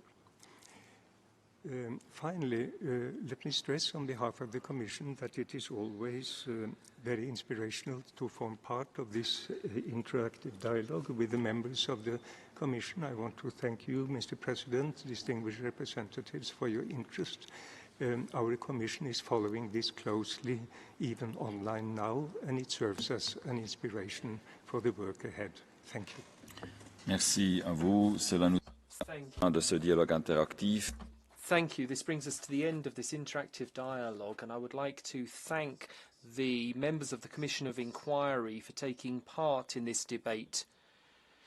Excellencies, we're a little bit behind schedule, so we'll move swiftly on to the interactive dialogue with the Independent International Fact-Finding Mission on the Bolivarian Republic of Venezuela.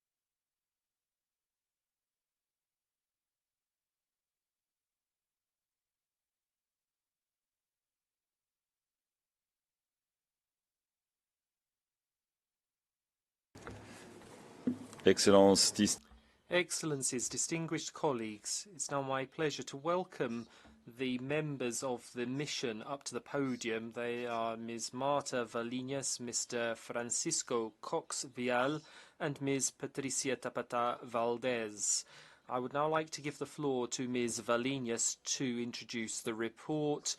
The speakers' lists will close in 15 minutes. Madam, you have the floor. Thank you.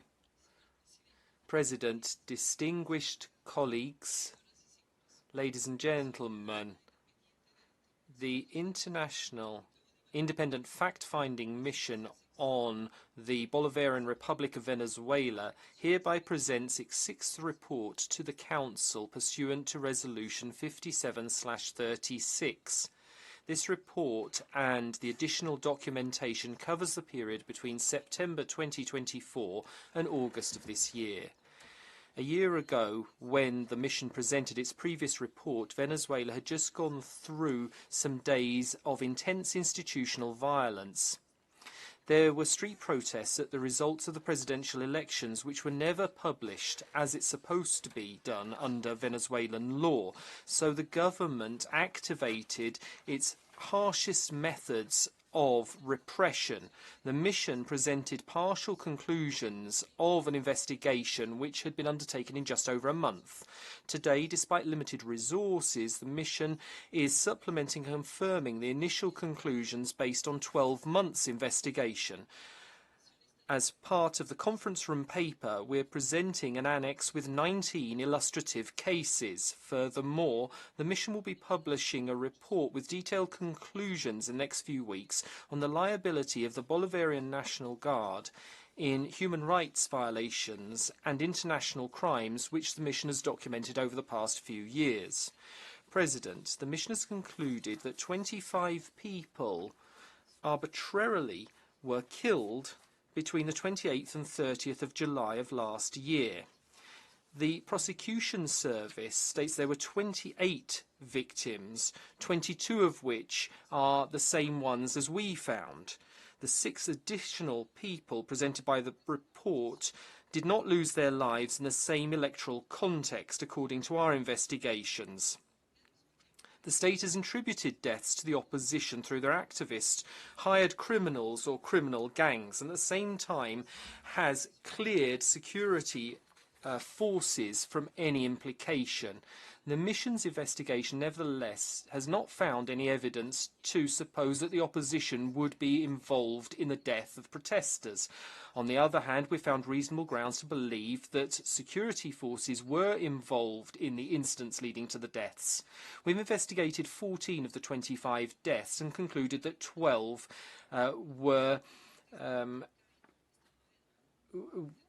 involved members of the security forces. For example, security forces and military officers took part in breaking up the protest in Maracay, Aragua State, on the 29th of July last year, and we have reasonable grounds to believe that they were involved in arbitrary killing of 6 protesters. With regard to other incidents we've investigated, in the protests on the 29th and 30th of July 2024 in the capital and in the states of Carabobo, Miranda and Sulio, the mission has found evidence that 6 people were killed by shots from security forces. On the 30th of July, in the protest in Carora, Lara State, in front of the Socialist Party headquarters, we found reasonable grounds to believe that the victim was shot from inside the building. At that time, the building was occupied by party activists and sympathizers, some of whom were armed. A year on from the events, the state has not provided any updates on the criminal investigations which it said it had launched. No punishment has been handed down for these incidents. In addition to the 25 deaths, a further 5 who had been detained following the 2024 electoral crisis died in state custody. The mission investigated 3 cases in which they died because they didn't have timely and effective access to health care, which is arbitrary deprivation of life attributable to the state. In both cases, these people suffered cruel, inhuman or degrading treatment. Prison managers, the prosecution service, the Ombudsman's office and Public Defender's office had been informed in a timely fashion on many occasions that these people were suffering and had medical issues, but they did not respond with due diligence to protect their lives. The other two people, according to the authorities, died by hanging in Tocoron and Tucuyito prisons. One of them, one day after having spent 15 days in solitary confinement. In addition, the mission has identified that 3 people detained following the elections in 2024 died after having been released because their health conditions deteriorated while they were in detention. The authorities have not provided the victims' families with the autopsy reports. They're not allowed to make public statements about the cases, and public vigils and funerals have been prohibited. President, as mentioned during the oral update in March, state repression was stepped up during the electoral crisis in 2024 and has continued this year. There has been politically motivated repression and persecution. This was particularly severe during the presidential inauguration in January and the elections held in May, through mass detentions, many of them under the well-known argument of foiling national and international plots against the government. According to the prosecution service, 2006 out of the 2,220 persons detained in the post-election protests and Tuntun operation were released in March of this year. The people who are still in detention have had swiftly fabricated charges of terrorism and incitement to hatred brought against them. And this is because the temporary detention centres no longer have the capacity to hold more detainees. There are alarming patterns. In over 30 cases, we have reasonable grounds to believe that the authorities consciously kept people in incommunicado detention because they are political opponents. And prolonged incommunication is torture or cruel, inhuman or degrading treatment according to international standards. We have found that at least 2,000 people have been detained since 200 people have been detained since the end of August. And in the first half of September, a further 14 were detained. They're often accused of being mercenaries or plotting against the government. We have documented 84 foreign citizens from 29 states.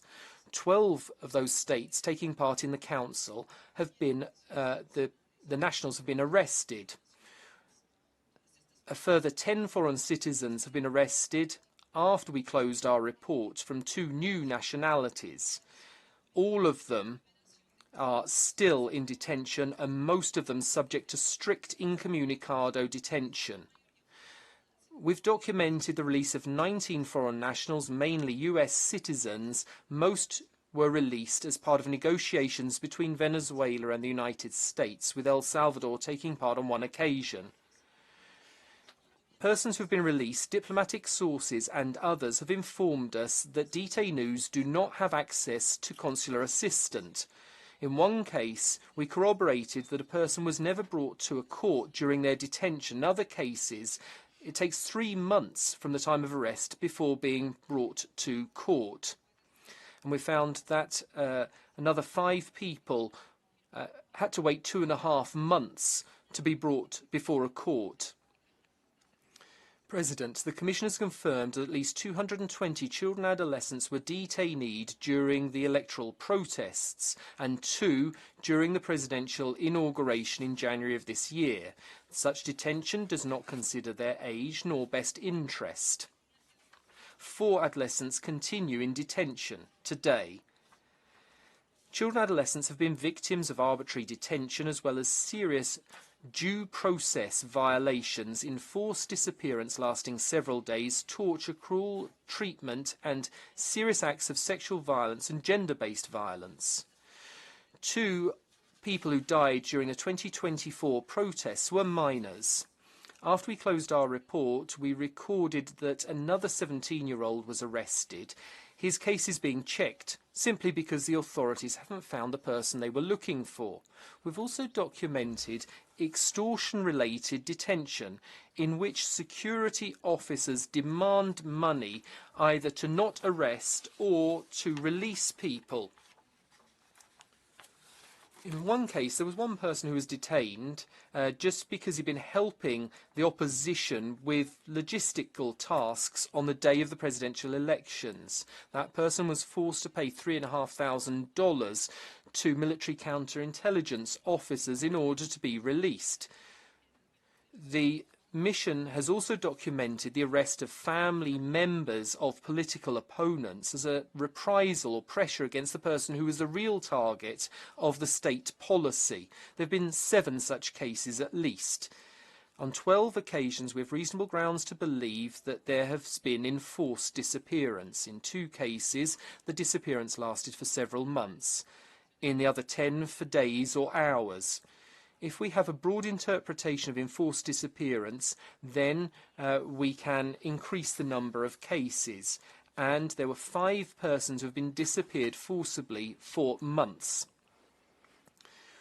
The mission has also documented cases of torture, cruel, inhuman or degrading treatment through threats, beatings with blunt objects, electric shocks in different parts of the body, including genitals, or being asphyxiated with plastic bags.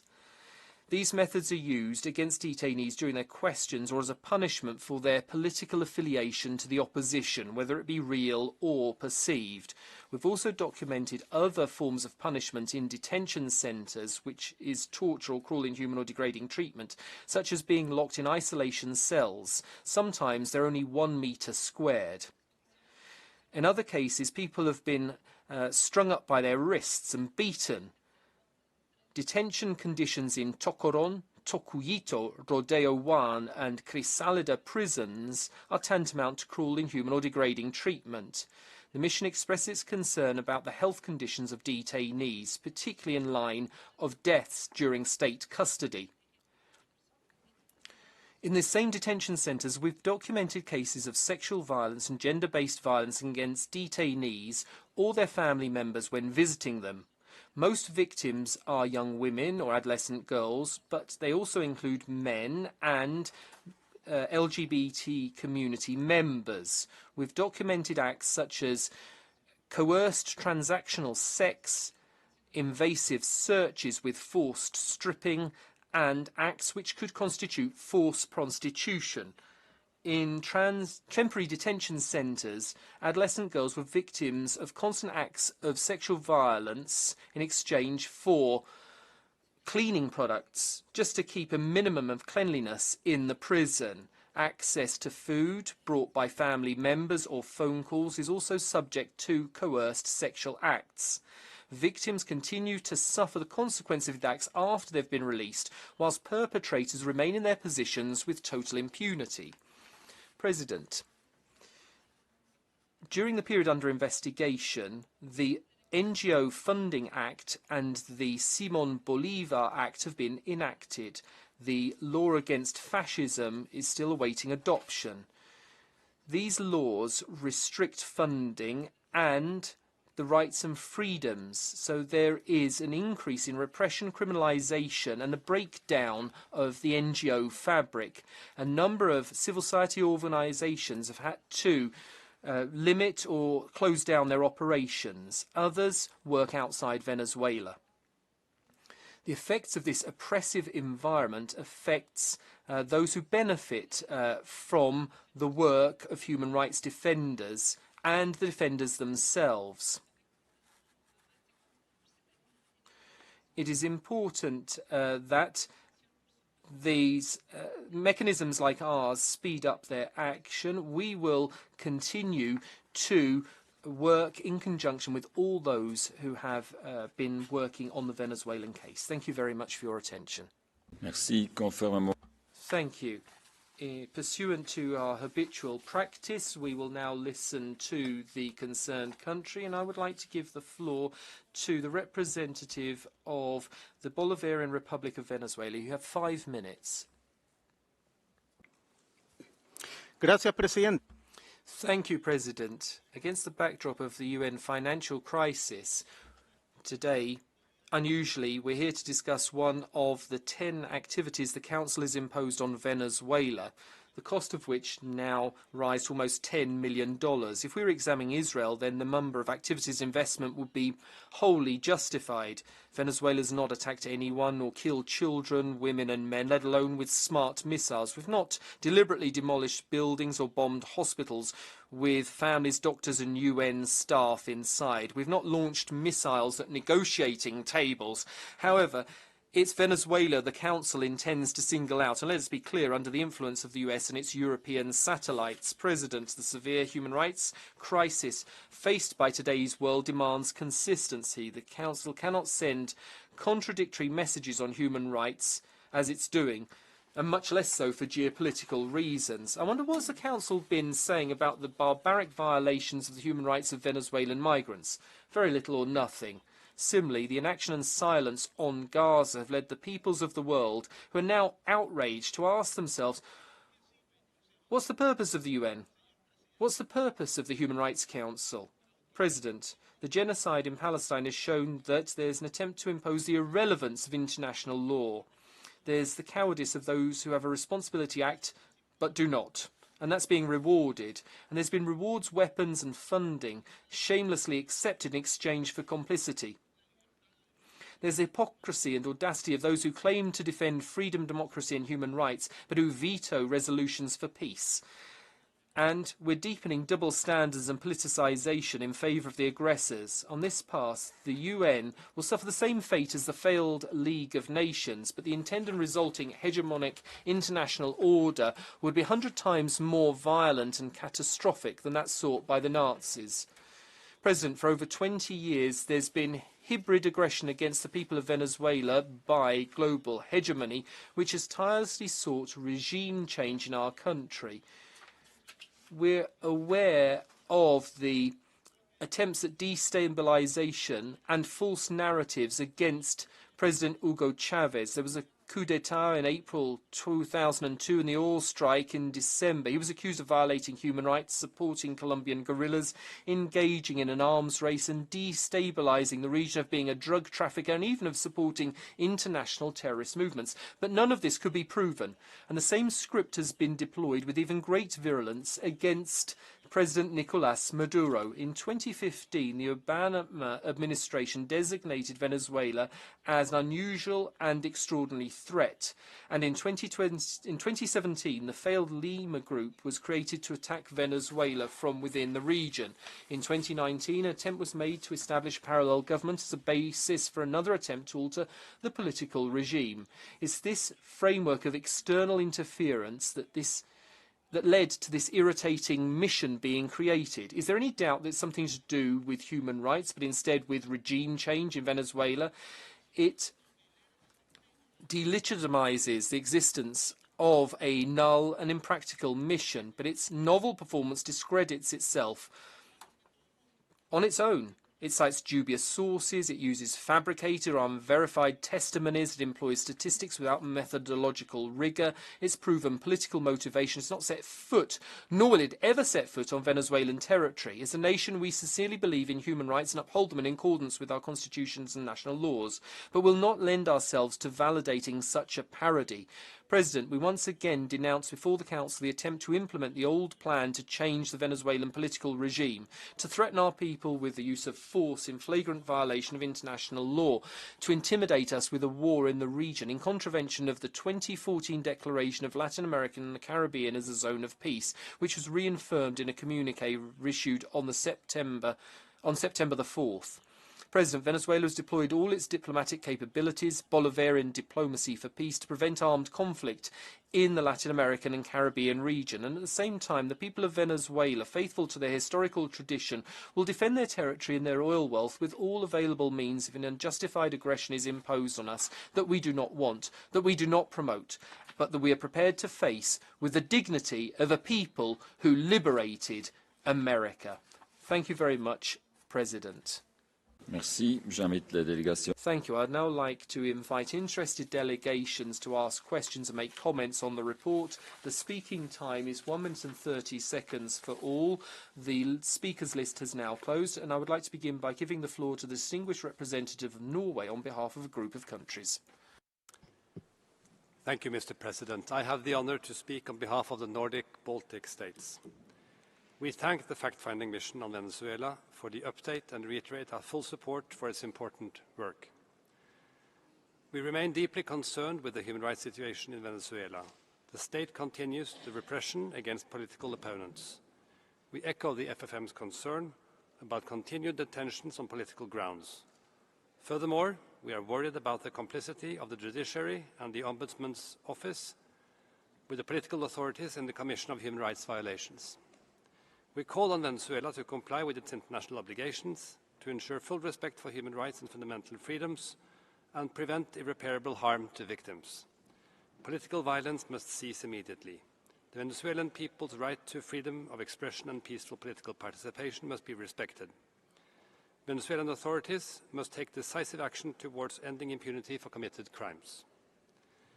We urge the government of Venezuela to collaborate effectively with the United Nations mechanisms and with the International Criminal Court.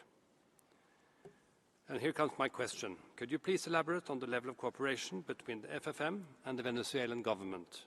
Any recommendations on how to proceed to ensure future cooperation between the Venezuelan government and the UN? I thank you. Merci. Je donne la... Thank you. I call on the distinguished representative of Belgium on behalf of a group of countries. Thank you, Mr. President. I deliver this statement on behalf of the Benelux countries, Belgium, the Netherlands and Luxembourg. We align ourselves with the EU statement and thank the fact-finding mission for their excellent report. We are profoundly concerned by the ongoing repression by the Venezuelan authorities. Currently, more than 820 political prisoners remain arbitrarily detained, including minors, human rights defenders, journalists, lawyers, and members of the opposition. These practices often amount to enforced disappearances, and there is a widespread lack of effective judicial protection. Venezuelan authorities must fulfill their obligations under international human rights law and uphold the rights of all Venezuelans. We call on them to unconditionally release those arbitrarily detained, including dual and foreign citizens. We are deeply concerned about the detentions of Juan Pablo Guanipa, Fredo Superlano, Ronald Carreño, Perkins Rocha, Nakari Mena Ramos, Rocio San Miguel, and many other cases. We also urge the authorities to guarantee prompt access to private legal and medical assistance for those detained. Mrs. Valinas, what is your assessment of the revolving door effect, where political prisoners are released, but new detentions occur simultaneously as a tactic to intimidate civil society and human rights defenders? I thank you. Merci. Je donne la parole au distingué.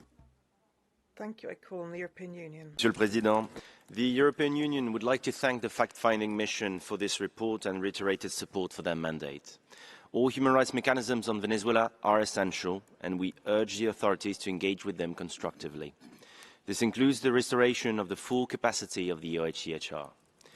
The EU is very concerned about the acts of repression mentioned in your report, including excessive use of force and harassment against dissenting voices, opposition members, civil society, human rights defenders, lawyers, as well as journalists. We urge the authorities to respect, protect and fulfill all human rights, to investigate human rights violations and abuses, to hold those responsible accountable, and to restore the independence of the judiciary. We also call for the severe restrictions on NGOs to be lifted. The EU expresses deep concern about reports of torture and other forms of ill treatment against detainees, including sexual and gender-based violence, and demands the immediate and unconditional release of all those arbitrarily detained, including dual and foreign citizens, and the end of enforced disappearances. Together with partners, the EU aims to foster a Venezuelan-led dialogue towards a peaceful and democratic solution. Ms. Valinius, what should be the top priority of the international community to find a solution to the protracted crisis in Venezuela? I thank you. Merci, je donne la parole. Thank you. I call on Zimbabwe. Thank you, Mr. President. I have the honor to speak on behalf of the Group of Friends in Defense of the United Nations Charter. The full statement will be posted on extranet. We reiterate our categorical rejection of double standards and the politicization of human rights. We express our serious concern about the continued and increasing proliferation of reports on Venezuela without the consent of the concerned state. We reaffirm our strong condemnation of the sustained and increasing application of unilateral coercive measures for political purposes, which dramatically impact the human rights of the Venezuelan population.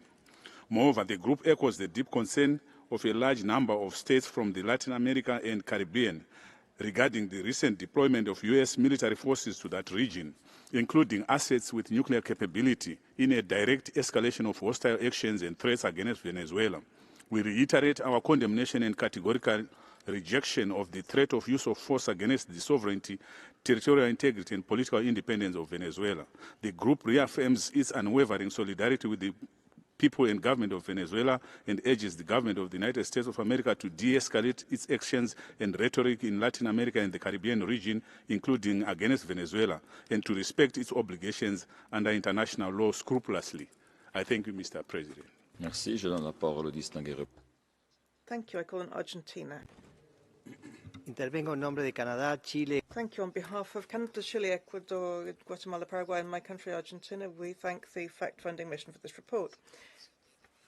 We reiterate our concerns over Venezuela's ongoing repression of real or perceived dissent. Since the 2024 presidential election, opposition members, human rights defenders, journalists, and others expressing dissent have faced persecution and arbitrary detention, often amounting to enforced disappearance.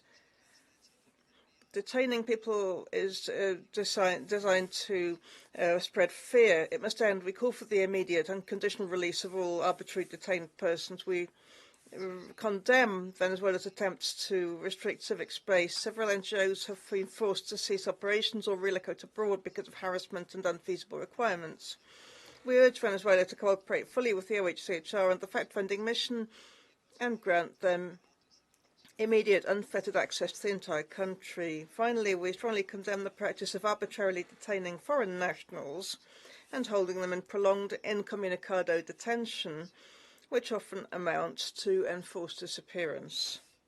In this regard, could the Commission elaborate on how the detention of foreign nationals fits into the broader patterns of repression it has documented, and what accountability avenues exist in such cases? Thank you. Merci, je donne la parole. Thank you. I call on Chile. Thank you, President. Chile thanks the FFM for presenting its rigorous report. We note the ongoing state repression in Venezuela. The conclusions are alarming. They confirm a state policy which seeks to silence and cancel out the opposition. It documents how the 2024 elections, whose results Chile and most of the international community do not recognize, have killed 25 people and over 2,000 people were imprisoned, including at least 200 children and young people. These are not abstract figures, but the result of a systematic plan with summary executions, arbitrary detentions, incommunicado detention, torture, and enforced disappearance. It is particularly alarming to see a pattern of detention of foreigners and selected groups without adequate procedural guarantees. This must be addressed, as well as the shrinkage of civil space and the ongoing impunity in flagrant violation of international obligations of the Venezuela state. We urgently call on Venezuela's authorities to cease immediately these practices, resume international cooperation, and provide adequate accountability. The victims and their families cannot continue waiting. Thank you. I call on Switzerland. Monsieur le Président, President, Switzerland welcomes the work of the fact-finding mission, thanks it for its report. We're concerned at the systematic repression of dissidents, which has been intensified, particularly in connection with May's elections. We condemn the arbitrary detentions, the enforced disappearances, and all other human rights violations. Members of the opposition, journalists, human rights defenders, and ordinary citizens are targeted. Switzerland is concerned at the bad detention conditions and non-respect of due process. We call on the authorities to end these repressive practices and free all persons arbitrarily detained. Switzerland regrets that access to the country is still refused to members of the mission. We reiterate our call on the authorities to cooperate with international human rights protection mechanisms and implement their recommendations. We advocate that the Office of the High Commissioner for Human Rights should be allowed fully to operate in Venezuela. Switzerland is convinced that inclusive dialogue among all parties is crucial to find a solution to the situation in Venezuela, and we stand ready to act as a builder of bridges. Distinguished members of the Commission, how do you believe the authorities could be encouraged to improve conditions for access to persons arbitrarily detained? Thank you. Thank you. I call on Brazil. Muchas gracias, señor presidente. Thank you, President. Brazil thanks the mission for its report. We continue to follow the situation in Venezuela and call on the country's authorities impartially to investigate the alleged human rights violations. We call for a strengthening of cooperation between Venezuela and the office and other human rights mechanisms, as well as a renewal of cooperation with the Inter-American human rights system. The report points to a rise in restrictions on civic space, with arbitrary detentions and enforced disappearances. We are concerned at the reported politically motivated detentions. We call on the authorities to comply with international human rights standards in this connection. We reaffirm our concern at the unilateral coercive measures imposed on Venezuela, which have a considerable impact on human rights. We also call for the human rights of migrants and refugees from Venezuela to be respected. Finally, we express strong concern at the reports of summary executions in international waters near Venezuela. If confirmed, these are grave violations of international law and human rights law. Thank you. Merci. Je donne la parole au distingué. Thank you. I call on Argentina. Gracias, señor presidente. Thank you, President. Like a ritual without a mass, Argentina once more speaks out, as has been done over the years, to denounce the systematic human rights violations which have become a habit and a shady and painful practice in Venezuela, almost a driving force in policy. We don't even need to turn to the past, since this is part of the present. The present doesn't require us to remember. Like a capricious time machine, Venezuela has not only shed doubt on the future, but also on the past. For example, the Argentine gendarme Nahuel Gallo, who arrived in Venezuela in December 2024 and became visible, materially invisible, a victim of enforced disappearance and arbitrary detention, but present in the hearts of all Argentinians, and not only in the report of the mission. His life and his freedom are part of our most fervent desires. We're in high season for complaints of human rights violations. If we change the scene, nothing changes Venezuela. The situation seems just to repeat itself, and yet we continue to hope, almost naively, that it'll listen to us and have a bit more humanity, that it'll think about its own people, a people that all of Latin America cares about more than they cared about in their own land. We also hope that Venezuela may rapidly catch a marvelous virus, that of democracy and freedom. Thank you. Merci. Je donne la parole. Thank you. I call on the Organization of American States for a video statement. Council, I address you in my capacity as Rapporteur for Venezuela of the Inter-American Commission on Human Rights. More than a year has passed since the presidential elections, yet The Electoral Council has not released the tally sheets needed to verify the results declared in favor of Nicolas Maduro. This undermines the credibility of the process. Meanwhile, state repression has escalated. Reliable reports confirm that 808 people remain arbitrarily detained, including 4 children. Many families have received no information about the whereabouts of their loved ones, circumstances that may constitute enforced disappearances. Furthermore, no one has been held accountable for the 25 killings acknowledged by the state itself of men who protested electoral opacity. The Venezuelan crisis is rooted in the lack of legitimacy of Maduro's regime. Lacking independence, state institutions operate primarily as instruments designed to secure the regime in power. Merci. Je donne la parole au Thank you. I call on the Islamic Republic of Iran. Mr. President, the Human Rights Council is once again examining the report of a mechanism established without observing the principles set out in its founding resolutions. As highlighted by Venezuela, this mechanism has failed to respect independence and impartiality. Venezuela has consistently pursued constructive cooperation with the United Nations, particularly in the field of human rights, yet today faces serious interventionist threats from the United States. Iran reaffirms its solidarity with the government and people of Venezuela. Despite years under unilateral coercive measures, Venezuela has relied on the support of its people to defend human rights while safeguarding its sovereignty and independence. Such sanctions have not weakened its determination. We call for the lifting of unilateral coercive measures, which remain the main cause of human rights violations in sanctioned countries.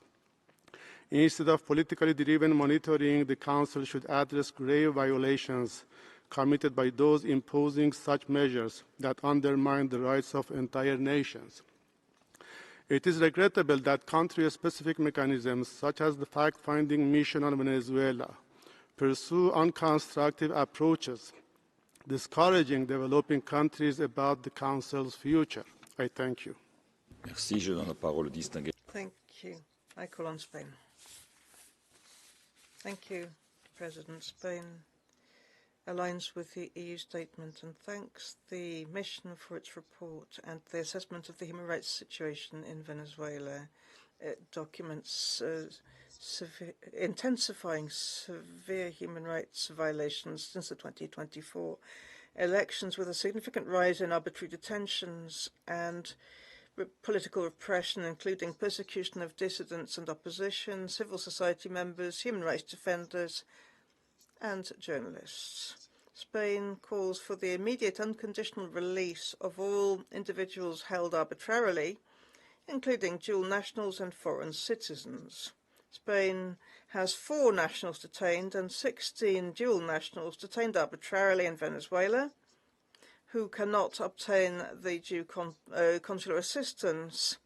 We call for an end to the enforced disappearances and the ending of all practices of the practice of torture and inhuman or degrading treatment, including sexual and gender-based violence.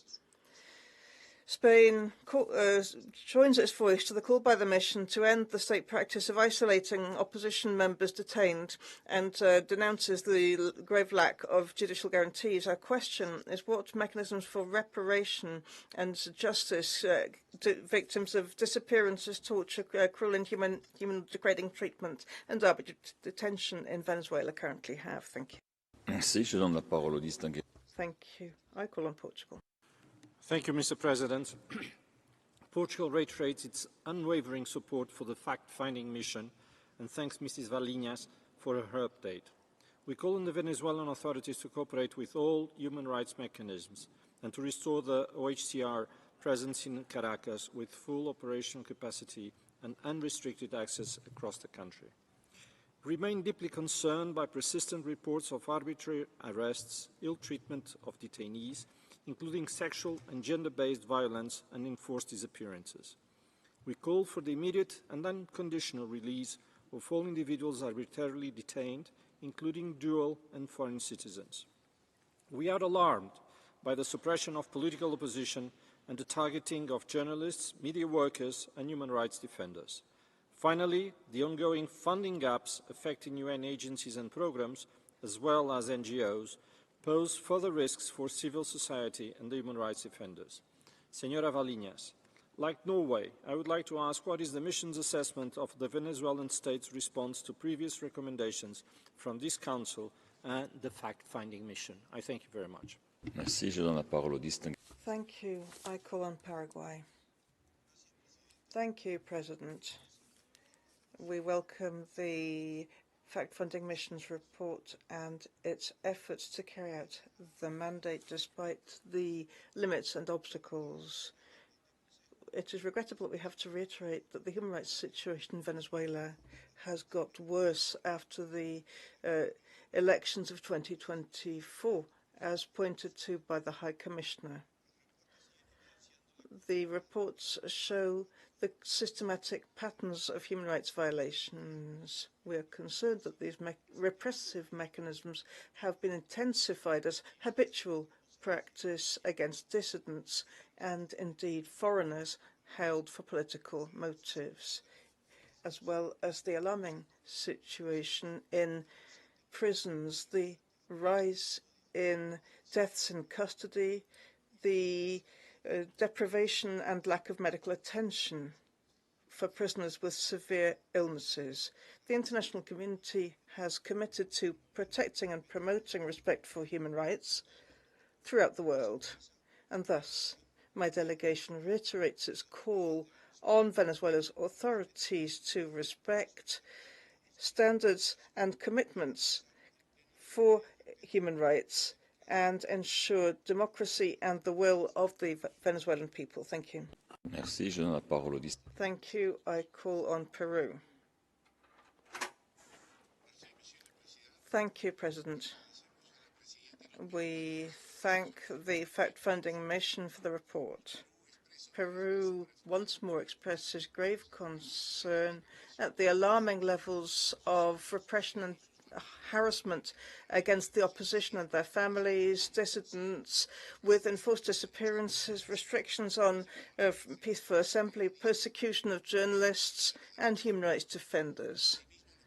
We are also concerned at the lack of due process and undue restriction on civic and democratic space. We reject the arbitrary detentions of two Peruvian citizens by Venezuela's authorities since 2024, unlawfully detained. We call on Venezuela's authorities to respect their rights and provide information on them.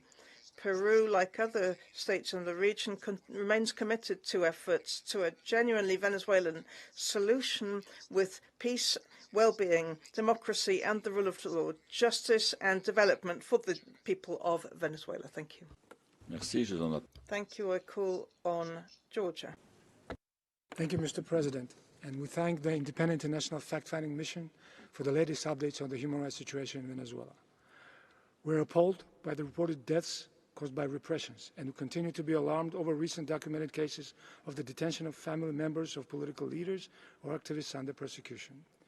My delegation remains deeply concerned with the findings of the report, which show that policies of silencing and quashing opponents by any means necessary continue to be implemented by those in control of the situation in the country.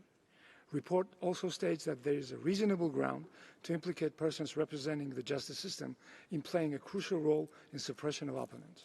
Furthermore, it is also alarming that they learned how to adopt repressive policies in accordance with the level of political tension. Since 2020, the fact-finding mission has communicated over 100 recommendations related to the bringing justice to the victims of political oppression and aimed at alleviating a dire human rights situation. Since they are not fulfilled up to this day, we call on Maduro to comply with the aforesaid recommendations and stop the gross violations of human rights. In conclusion, Georgia reiterates its support to Venezuelan people in their peaceful pursuit of democracy. Thank you. Merci, je donne la parole. Thank you. I call on Eritrea.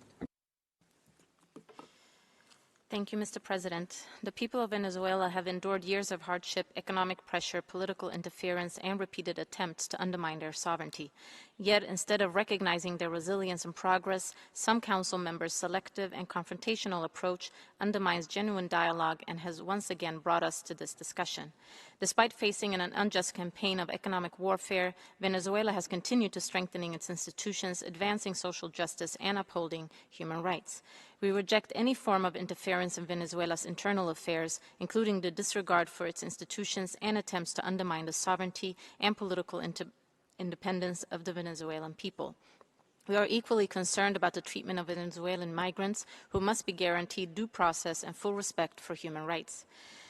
Finally, Mr. President, we reject the recent military escalation in the region, which poses a direct threat to Venezuela's sovereignty and stability. We call for a cease to all hostile actions and reiterate our solidarity with Venezuela in defending their sovereignty, self-determination, and fairness within the UN system. I thank you. Merci, je donne la parole à la liste. Thank you. I call on Sri Lanka.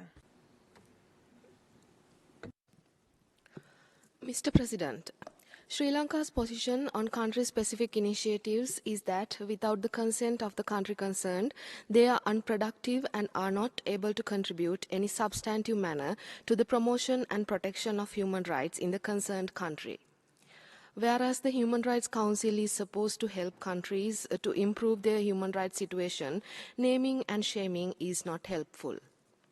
Venezuela has consistently engaged with the OSCHR and its regular human rights mechanisms. Venezuela has also facilitated visits by special procedure mandate holders and fulfilled their treaty body reporting obligations and engaged in the Universal Periodic Review most recently in 2022. This council should adhere to its founding principles of universality, impartiality, objectivity and non-selectivity and be guided by constructive international dialogue and cooperation. Furthermore, cooperation with the United Nations system must always be governed by respect for the sovereignty and non-interference in the internal affairs of states as per the UN Charter. Therefore, Sri Lanka urges the Council to engage with the government of Venezuela objectively with a view to safeguarding the human rights of the Venezuelan people, including their right to development. Thank you. Merci, je donne la parole à la distinguée. Thank you. I call on the Lao People's Democratic Republic. Mr. President, my delegations take note of the fact-finding commission's updated information. The LAPDR commends the Bolivarian Republic of Venezuela for the commitment towards fulfilling the international human rights obligations and the continued cooperation with the Council and the mechanisms, including facilitate visits by the special procedure mandate holder. My delegation reiterates that country-specific mandates without the consent of the concerned countries are ineffective and do not contribute to any substantive outcome for the promotion and protection of human rights in any country. Finally, the Lao PDR calls upon the Council to fulfill its mandate to promote and protect human rights based on constructive dialogue and genius cooperation in line with national priority of the country in question and guided by the principle of universality, impartiality, non-selectivity, respect for sovereignty, and non-interference inside in the UN Charter. I thank you, Mr. President. Merci, je donne la parole au distingué. Thank you. I call on the Russian Federation. Благодарю вас, господин. Thank you, President. Russia continues consistently to call for an objective, impartial, non-politicized work in the Human Rights Council. We are categorically against the use of this United Nations human rights body for political pressure on Venezuela. At the same time, we call for a focus on the achievements of Venezuela's leadership in upholding its citizens' rights and freedoms, the free choice made by the people in the elections, with participation by opposition representatives. The authorities consistently work to develop civil society institutions, improve the legislation and improve the judicial system. A key challenge to stability in Venezuela is a foreign-directed activity of radicals using terror methods. A serious threat to human rights in the country is the external pressure in the form of unlawful, unilateral, coercive measures. Over 1,000 limitations have been imposed on Caracas with direct humanitarian effect. The greater the sanctions pressure, the worse the situation of Venezuela's citizens and the bigger the migration flows, as well as hindrance of its human rights protection potential, which is what deserves to be fostered. Thank you. Merci. Je donne la parole au distingué. Thank you. I call on Zimbabwe. Mr. President, Zimbabwe commends the Bolivarian Republic of Venezuela for its commitment towards fulfilling its international human rights obligations and continued cooperation with the Council and its mechanisms. It is regrettable that some of these positive efforts continue to be undermined by the imposition of country-specific mandates that lead to duplicity, politicization, and selectivity within the Council. We deplore the establishment and continuation of the fact-finding mission without the consent of the government of Venezuela. The move is counterproductive in terms of encouraging and supporting the country to meet more effectively its human rights obligations. We urge the Council to engage Venezuela through genuine and constructive dialogue and cooperation that uphold the principles of sovereignty and non-interference in its internal affairs. Zimbabwe condemns the imposition of UCMs on Venezuela and reiterates our call for their lifting on Venezuela and all targeted countries as a critical step towards the improvement of the lives and well-being of citizens. I thank you, Mr. President. Merci. Je donne la parole. Thank you. I call on Mozambique. Mozambique welcomes the report of the Independent International Fact-Finding Mission on Venezuela. We wish to reaffirm Mozambique's unwavering commitment to the principles of the United Nations Charter and the foundational principles of the Human Rights Council. Mozambique emphasizes that the promotion and protection of human rights must be pursued in a manner that respects the sovereignty, independence, and territorial integrity of states, while ensuring that international mechanisms remain impartial and non-politicized. We reiterate our belief that sustainable progress in human rights is best achieved through genuine dialogue, mutual respect, and international cooperation, rather than through approaches that may deepen division and dissensions. In this regard, we encourage continued engagement between Venezuela and relevant UN mechanisms in accordance with the country's commitment and the principles of cooperation. Mozambique stands ready to support efforts aimed at ensuring that the Human Rights Council remains a platform of consensus building and support. Thank you, Mr. President. Merci. Je donne la parole. Thank you. I call on Czechia. Merci, Monsieur le Président. Mr. President, Madam Chair, Czechia aligns itself with the EU statement. We appreciate the fact-finding mission efforts and insights provided in this report. We reiterate our call on Venezuela to engage meaningfully with the fact-finding mission. The current findings have little room for optimism. Human rights in Venezuela are not just under threat, they are being systematically dismantled. We are deeply concerned about the widespread repression, including intimidation, arbitrary detentions, torture, sexual violence, and targeting of civil society, journalists, and other dissenting voices. Restrictions on freedoms of expression, association, and peaceful assembly persist, while access to justice remains limited. These practices violate fundamental rights and also undermine the prospects for meaningful dialogue. Czechia wishes to draw particular attention to the situation of unlawfully and arbitrarily detained persons, including Czech citizen Jan Darmovzal. We urge the Venezuelan authorities to unconditionally release all those deprived of liberty without due process. We emphasize the importance of Venezuela adhering to fundamental norms of international conduct, notably those enshrined in the Vienna Convention on Diplomatic Relations and Vienna Convention on Consular Relations. Madam Valinas, given the systematic denial of diplomatic access to detainees, what mechanisms does the fact-finding mission recommend to ensure accountability and international oversight in cases of arbitrary detention? I thank you. Merci. Je donne la parole. Thank you. I call on distinguished representative of Cuba. President, Cuba categorically rejects this hostile and interfering exercise against the Bolivarian Republic of Venezuela. This arbitrarily imposed mechanism is part of a political agenda that uses human rights as a pretext to meddle in the internal affairs of a sovereign state. If you continue to endorse measures which undermine Venezuela's institutions and sovereignty, then you're going to harm human rights and undermine the Council's credibility. You can't use this body as blackmail against countries from the global south. The Council must explore mechanisms of genuine cooperation with Venezuela under terms which are mutually agreed. If you want to contribute to defending human rights in Venezuela, then the inhuman and illegal unilateral coercive measures imposed on the Venezuelan people must be lifted immediately. We reiterate our solidarity with the Venezuelan government and people in view of the US government's escalation to justify military aggression against Venezuela, which is against international law and the UN Charter. We urge the international community to stop the aggression and preserve Latin America and the Caribbean as a zone of peace. Thank you. Thank you. I call on the distinguished representative of Austria.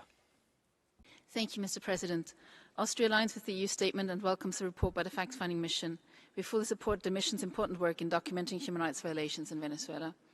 We are deeply concerned about the repression and harassment against dissenting voices, members of the opposition, civil society, human rights defenders, journalists and other media workers, as well as the lawyers.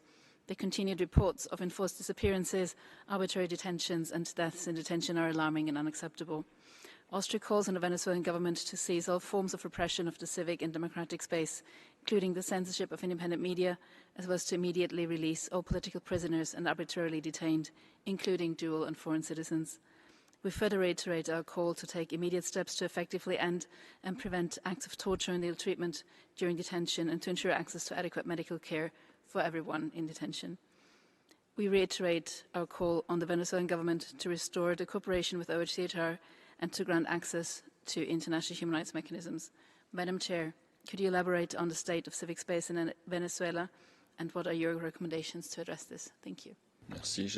Thank you. I call on distinguished representative of Ukraine. Mr. President, Ukraine thanks the Independent International Fact-Finding Mission for its report, which documents grave and systematic human rights violations in Venezuela. We are deeply concerned that serious abuses remain widespread and systematic, reflecting governance practices that erode fundamental rights and freedoms. The 2024 presidential elections, marked by irregularities and intimidation, were followed by mass arbitrary detentions, enforced disappearances, and repression of political opponents, journalists, and human rights defenders. The mission's findings of torture, including sexual and gender-based violence, as well as excessive force leading to extrajudicial killings, point to a deliberate state policy of silencing dissent. The absence of judicial independence and the climate of impunity further entrench authoritarian rule. Ukraine deplores Venezuela's continued attempts to justify Russia's war of aggression against Ukraine, including the deliberate targeting of civilians. Such positions are morally indefensible and reveal contempt for international law and human rights. We call on Venezuela to release all arbitrarily detained persons, end repressions, and fully cooperate with international human rights mechanisms, including the International Criminal Court. Thank you. Thank you. I call on distinguished representative of Turkey. Mr. President, we reiterate our wish that Venezuela embarks on a road towards a prosperous future so that the people of Venezuela will reach high standards of living and fully enjoy their human rights. We maintain our strong belief that any issue, including those in the field of human rights, can only be solved through encompassing dialogue and cooperation among the Venezuelans themselves. The re-establishment of the presence of the OHCHR in Venezuela is important. Turkey, as a matter of principle, does not join unilateral sanctions. Unilateral coercive methods have negative impacts on the daily life of Venezuelans, as well as on companies and citizens of other states. Turkey will continue to stand by Venezuela for its stability and prosperity. Thank you. Thank you. I call on the distinguished representative of Saudi Arabia. شكرا السيد الرئيس. اطلعت بعثة بلادي باهتمام. Thank you, President. My country's delegation has carefully studied the report on the human rights situation in the Bolivarian Republic of Venezuela. We hail the efforts deployed by the Venezuelan government in this area, and we also appreciate its regular cooperation with the Office of the High Commissioner. Saudi Arabia reiterates the importance of dialogue and cooperation, which is free from selectivity, because this is the best way of promoting and protecting human rights. We have to take the challenges faced by different countries into consideration, and so we would like to insist on the fact that tangible progress can only be made when there is sincere dialogue and cooperation with the country concerned, which is constructive and takes national priorities into consideration. I thank you. I call on distinguished representative Belarus.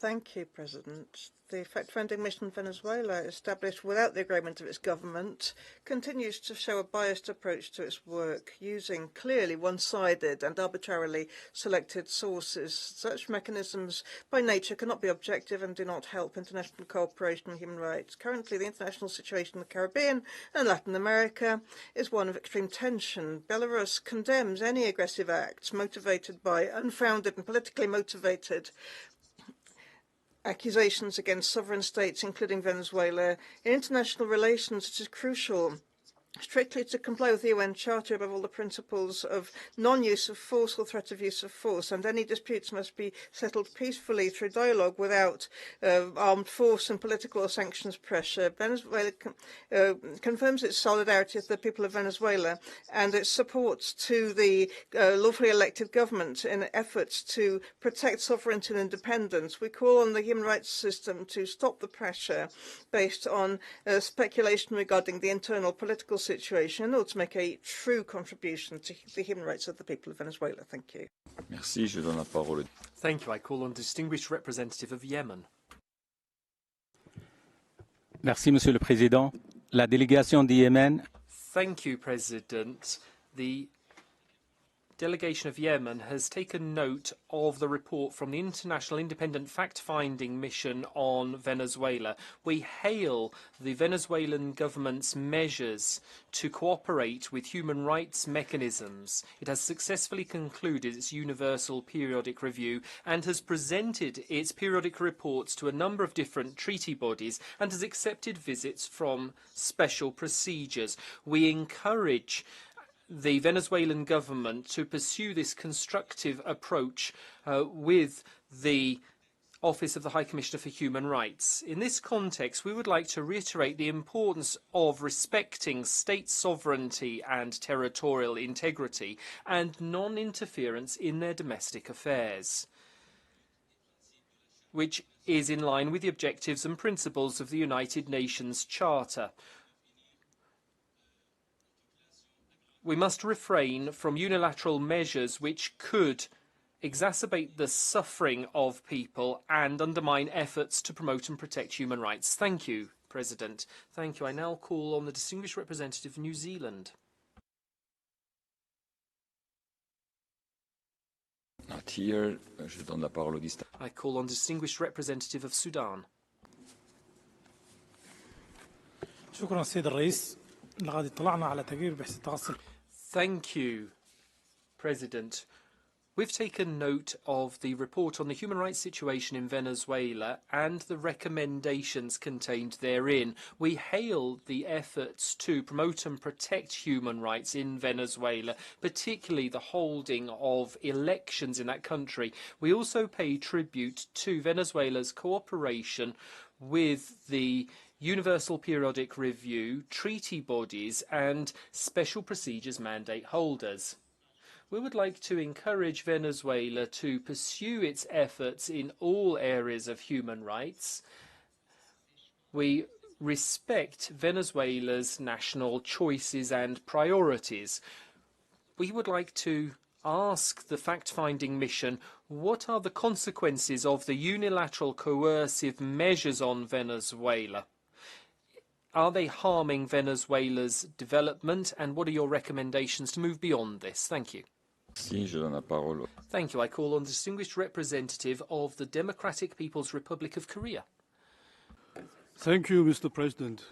The delegation of the Democratic People's Republic of Korea shares the deep concern of a large number of states from Latin America and the Caribbean regarding the recent deployment of United States military forces to the region.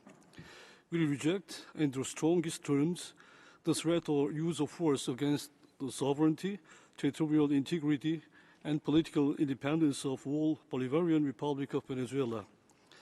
In this regard, we call upon the United States to refrain from further military escalation and hostile actions against Venezuela, which only heighten tensions and threaten regional stability. Such actions are in flagrant violation of the principles of the UN Charter, including the sovereign equality of states, the prohibition of the threat and use of force, and the principles of non-interference. We further express our concerns over the continued imposition of politically motivated resolutions and unilateral coercive measures against Venezuela, and reaffirm our full solidarity with the people and the government of Venezuela. We urge all the parties to respect the sovereignty and independence of Venezuela and call upon the United States to cease the destabilizing actions so that Latin America and the Caribbean may continue to remain a region of peace. I thank you. Thank you. I call on the distinguished representative of Poland. Mr. President, Poland aligns itself with the EU statement. Poland thanks the International Independent Fact-Finding Mission on Venezuela for presenting the report. We highly appreciate the work of the all UN-mandated bodies focused on the protecting human rights and fundamental freedoms, combating violence and restoring democracy in the country. We remain deeply concerned by the findings of the report, in particular by the scale of persecution of the human rights defenders, activities and independent voices. Poland urged the authorities of the Bolivarian Republic of Venezuela to take immediate measures to halt, remedy and prevent all human rights violations in the country. We echo EU's calls on the Venezuelan government to cooperate actively and genuinely with United Nations human rights protection bodies and mechanisms, including the Human Rights Council and the Office of the UN High Commissioner for Human Rights. I thank you. Thank you. I call on distinguished representative of Burundi. President, we've taken note of the report. Burundi remains convinced that all nations strive to improve the human rights situation, and thus the basis for this must be constructive cooperation, inclusive dialogue between states. With this in mind, country-specific mandates without the consent of the concerned country violate the universal principles enshrined in the UN Charter. Regrettably, this leads to politicization of the Council's work. States' sovereignty and territorial integrity must be respected, and the primacy of state responsibility regarding promoting and protecting human rights must be taken into consideration. With this in mind, we pay a warm tribute to the government of Venezuela's commitment to cooperating with the Council and its mechanisms, particularly Universal Periodic Review, which shows that it stands ready to be assessed voluntarily by its peers, but it's also cooperated well with other UN treaty bodies. Lastly, we believe that this Council is an important tool for promoting human rights, but we must strive constantly to ensure that its work isn't politicised. Thank you. Thank you. I call on the distinguished representative of Ireland. Thank you, Mr. President. Ireland aligns with the EU statement and would like to thank the fact-finding mission for its report. Ireland is deeply concerned by the widespread perpetration of human rights violations against opposition members, human rights defenders, journalists and media workers, LGBTIQ+ persons, and indigenous peoples in Venezuela. The continued censorship and repression of dissenting voices is deeply concerning, particularly in the lead-up to, during, and following the 2024 presidential elections, as documented in the FFM's report. We urgently call for the creation and maintenance of a safe and enabling civil society space in which civil society organisations can operate free from harassment, intimidation, threat or reprisals. Ireland strongly condemns the reported acts of torture, including sexual and gender-based violence, and deaths of detainees in state custody. We reiterate the mission's call on the authorities for the immediate and unconditional release of arbitrarily detained prisoners, including those arrested before the electoral period, and for the provision of adequate and timely medical care to all detainees. We urge the authorities to thoroughly investigate all human rights violations and abuses and hold those responsible to account. Ireland remains fully supportive of efforts to facilitate a Venezuelan-led dialogue to restore democracy and rule of law, respecting the will of the Venezuelan people. Ms. Valinas, what steps can the international community take to support civil society actors and victims of this protracted human rights crisis? Thank you. Thank you. I call on Distinguished Representative of Japan. Thank you, Mr. President. We remain concerned about the human rights situation in Venezuela. In this regard, Japan appreciates the efforts made by OCHR to continue its engagement in Venezuela under challenging circumstances. At the same time, we expect to see the prompt return of all OSCHR personnel to the country and expeditious conclusion of the new Memorandum of Understanding between OSCHR and the Venezuelan government. Japan has repeatedly expressed its concern over arbitrary detention by the Venezuelan authorities. While we welcome the release of some detainees, we remain concerned by reports from OSCHR pointing to continued arbitrary detention and enforced disappearance. Japan continues to call for the release of all arbitrarily detained individuals, including foreign nationals. Japan is also concerned about the consequences of the Act on the Control, Regularization, Operations and Financing of Non-Governmental and Related Organizations and calls for the Venezuelan government to preserve space for civil society. We continue to urge the Venezuelan authorities to address the human rights situation in the country in a manner that reflects the will of the Venezuelan people. I thank you. Thank you. I call on Distinguished Representative of Ethiopia. Thank you, Mr. President. Ethiopia's position is grounded in the principles of respect for sovereignty, non-interference in the internal affairs of states, and the promotion of peaceful dialogue and cooperation while addressing human rights challenges globally.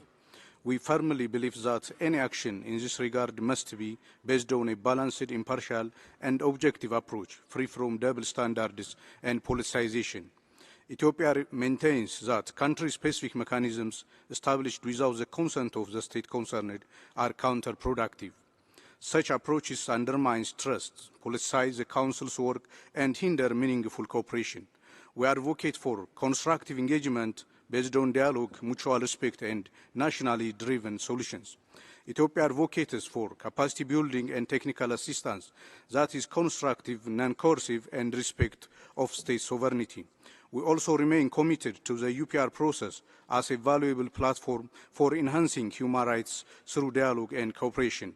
To this end, we acknowledge and appreciate Venezuela's constructive engagement with the Universal Periodic Review process, including its commitment to the implementing accepted recommendations. Furthermore, we support and encourage its strengthened engagement with the OHCHR and other relevant UN bodies. I thank you. Thank you. I call on Distinguished Representative of Bolivia.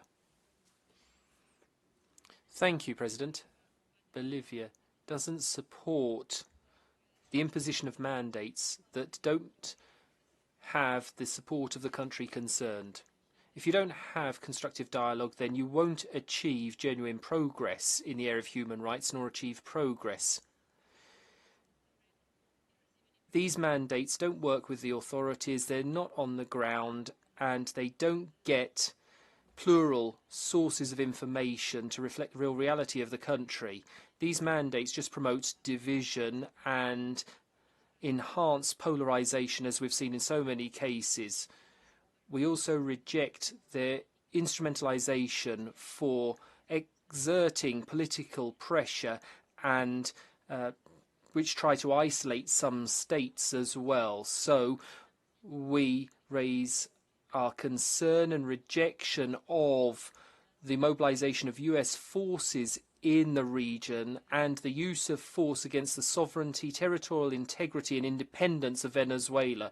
President, we reiterate our support and solidarity for the Venezuelan people who've resisted a number of attacks on them, such as the imposition of unilateral coercive measures, which have a deleterious impact on the human rights of Venezuelan people. We urge the Council once again to launch a genuine dialogue of cooperation with Venezuela. Thank you very much. Merci, je donne la parole. Thank you. I call on distinguished representative of the Dominican Republic. Thank you, President. The Dominican Republic would like to thank the International Fact-Finding Mission on the Bolivarian Republic of Venezuela for its report. We have taken note of Venezuela's efforts to meet its international obligations. Nevertheless, we must express our concern at the report's conclusions. In this light, the Dominican Republic would like to encourage the Venezuelan authorities to step up their efforts to fully meet their international human rights obligations by ensuring civil, political, economic, social and cultural rights for the entire population. The Dominican Republic reiterates its solidarity for the fraternal people of Venezuela, and we remain ready to support you in this process in the firm belief that respect for human rights is the bedrock for shared peace and prosperity. Thank you. Thank you. I call on distinguished representative of Burkina Faso. Thank you, President. My delegation would like to bid a warm welcome to the delegation of the Bolivarian Republic of Venezuela. We've taken note of the report. We hail the holding of presidential and legislative elections which have helped strengthen Venezuela's institutions. Progress has been made in promoting, protecting human rights through, inter alia, the implementation of the National Human Rights Plan, active cooperation with the Council and its mechanisms and treaty bodies. My delegation hopes that Venezuela's human rights efforts will be supported and recognized in strict respect for Venezuela's sovereignty and independence. Venezuela repeats that we must urgently act in line with the principles and goals of the UN Charter without resorting to coercion, selectivity and politicization of human rights. Thank you. These were the last speakers that we could accommodate. So we're now going to turn to the list of speakers from non-governmental organisations, and I would like to give the floor first of all to Aula Abierta by video. Thank you. I speak as a survivor of a clandestine torture centre in Venezuela reported by this fact-finding mission. Today, we've recorded at least 70 people who are seriously ill in prison. 4 of them are adolescents, 12 human rights defenders. There are 133 women, almost 100 foreign citizens, and over 12 university teachers and over 130 people who've been forcibly disappeared. Using data from the NGO Justicia Encuentro y Perdón, we've identified 92 places of detention. This is unprecedented. It shows how serious the situation is. Corruption compounds the situation of prisoners because families are facing extortion when they visit prisons and try to take food, medicine and water. We call upon the Council to strengthen the mission's mandate to preserve evidence and analyse command change and fight corruption. We call upon the Council to cooperate actively with the mission, share information and publicly publish any obstacles to its work, and to drive full cooperation with the Office, Special Procedures and the Red Cross so that they have access to places of detention, and also coordinate on accountability using the mission's findings to support the prosecution service, the ICC and other courts. There's a lot to be done. Thank you. Merci, je donne... Thank you. I call on the Centre for Justice and International Law by video. We denounce that following the elections on the 28th of July 2024, there's been a new wave of repression against human rights defenders in Venezuela. The interpreters would like to inform you that the sound quality is too poor for interpretation and interpretation is suspended. Tras los comicios. Ninguno tuvo base legal ni notificación. Las personas se enteraron al viajar o revisar el sistema oficial.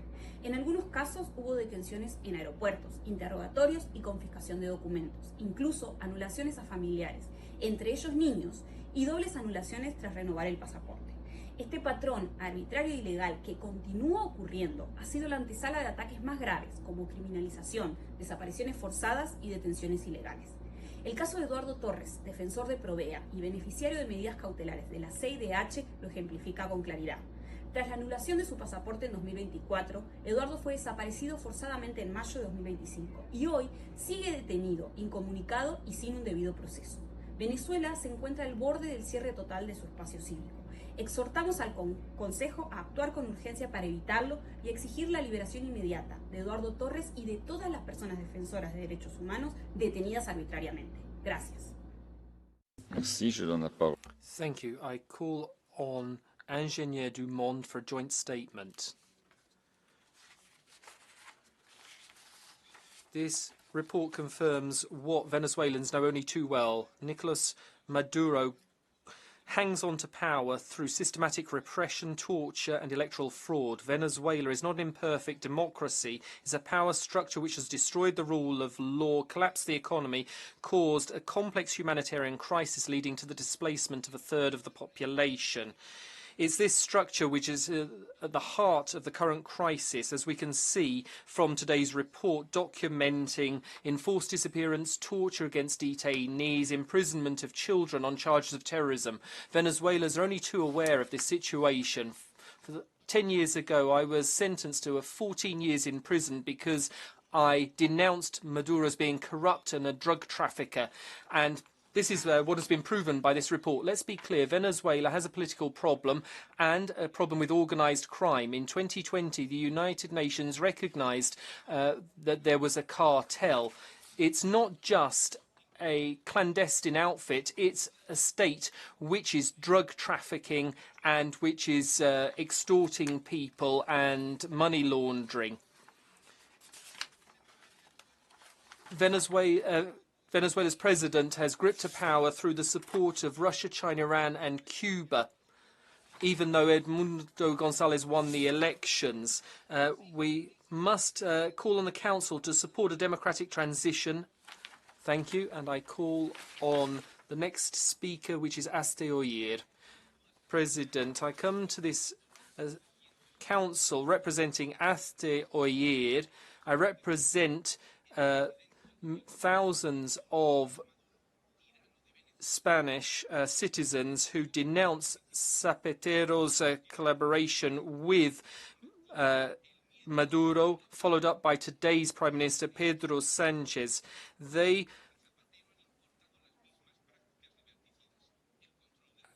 have been importing the same policies of Maduro, attacking dissidents and killing freedom. And the net around Sanchez is tightening.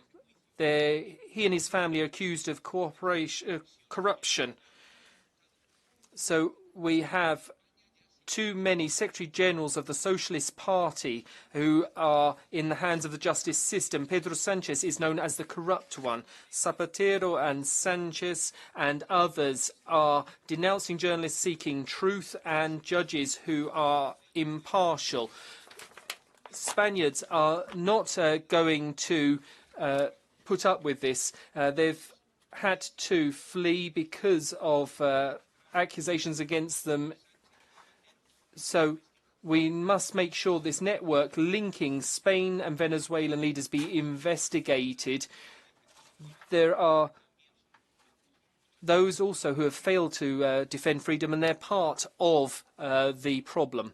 I invite you constantly to refer to governments and members of government in a language that is usually used in the UN context, a language that is respectful, and also to focus your contributions and interventions on the issues on the agenda. Excellencies, distinguished colleagues, that brings us to the end of this meeting, and we will meet again at 3 p.m. to continue the interactive dialogue with the fact-finding mission on the Bolivarian Republic of Venezuela and start the interactive dialogue with the Special Rapporteur on the Russian Federations, followed by the interactive dialogue on the report of the High Commissioner on the human rights situation in the Democratic People's Republic of Korea. That brings this meeting of the Human Rights Council to an end. Have a pleasant lunch.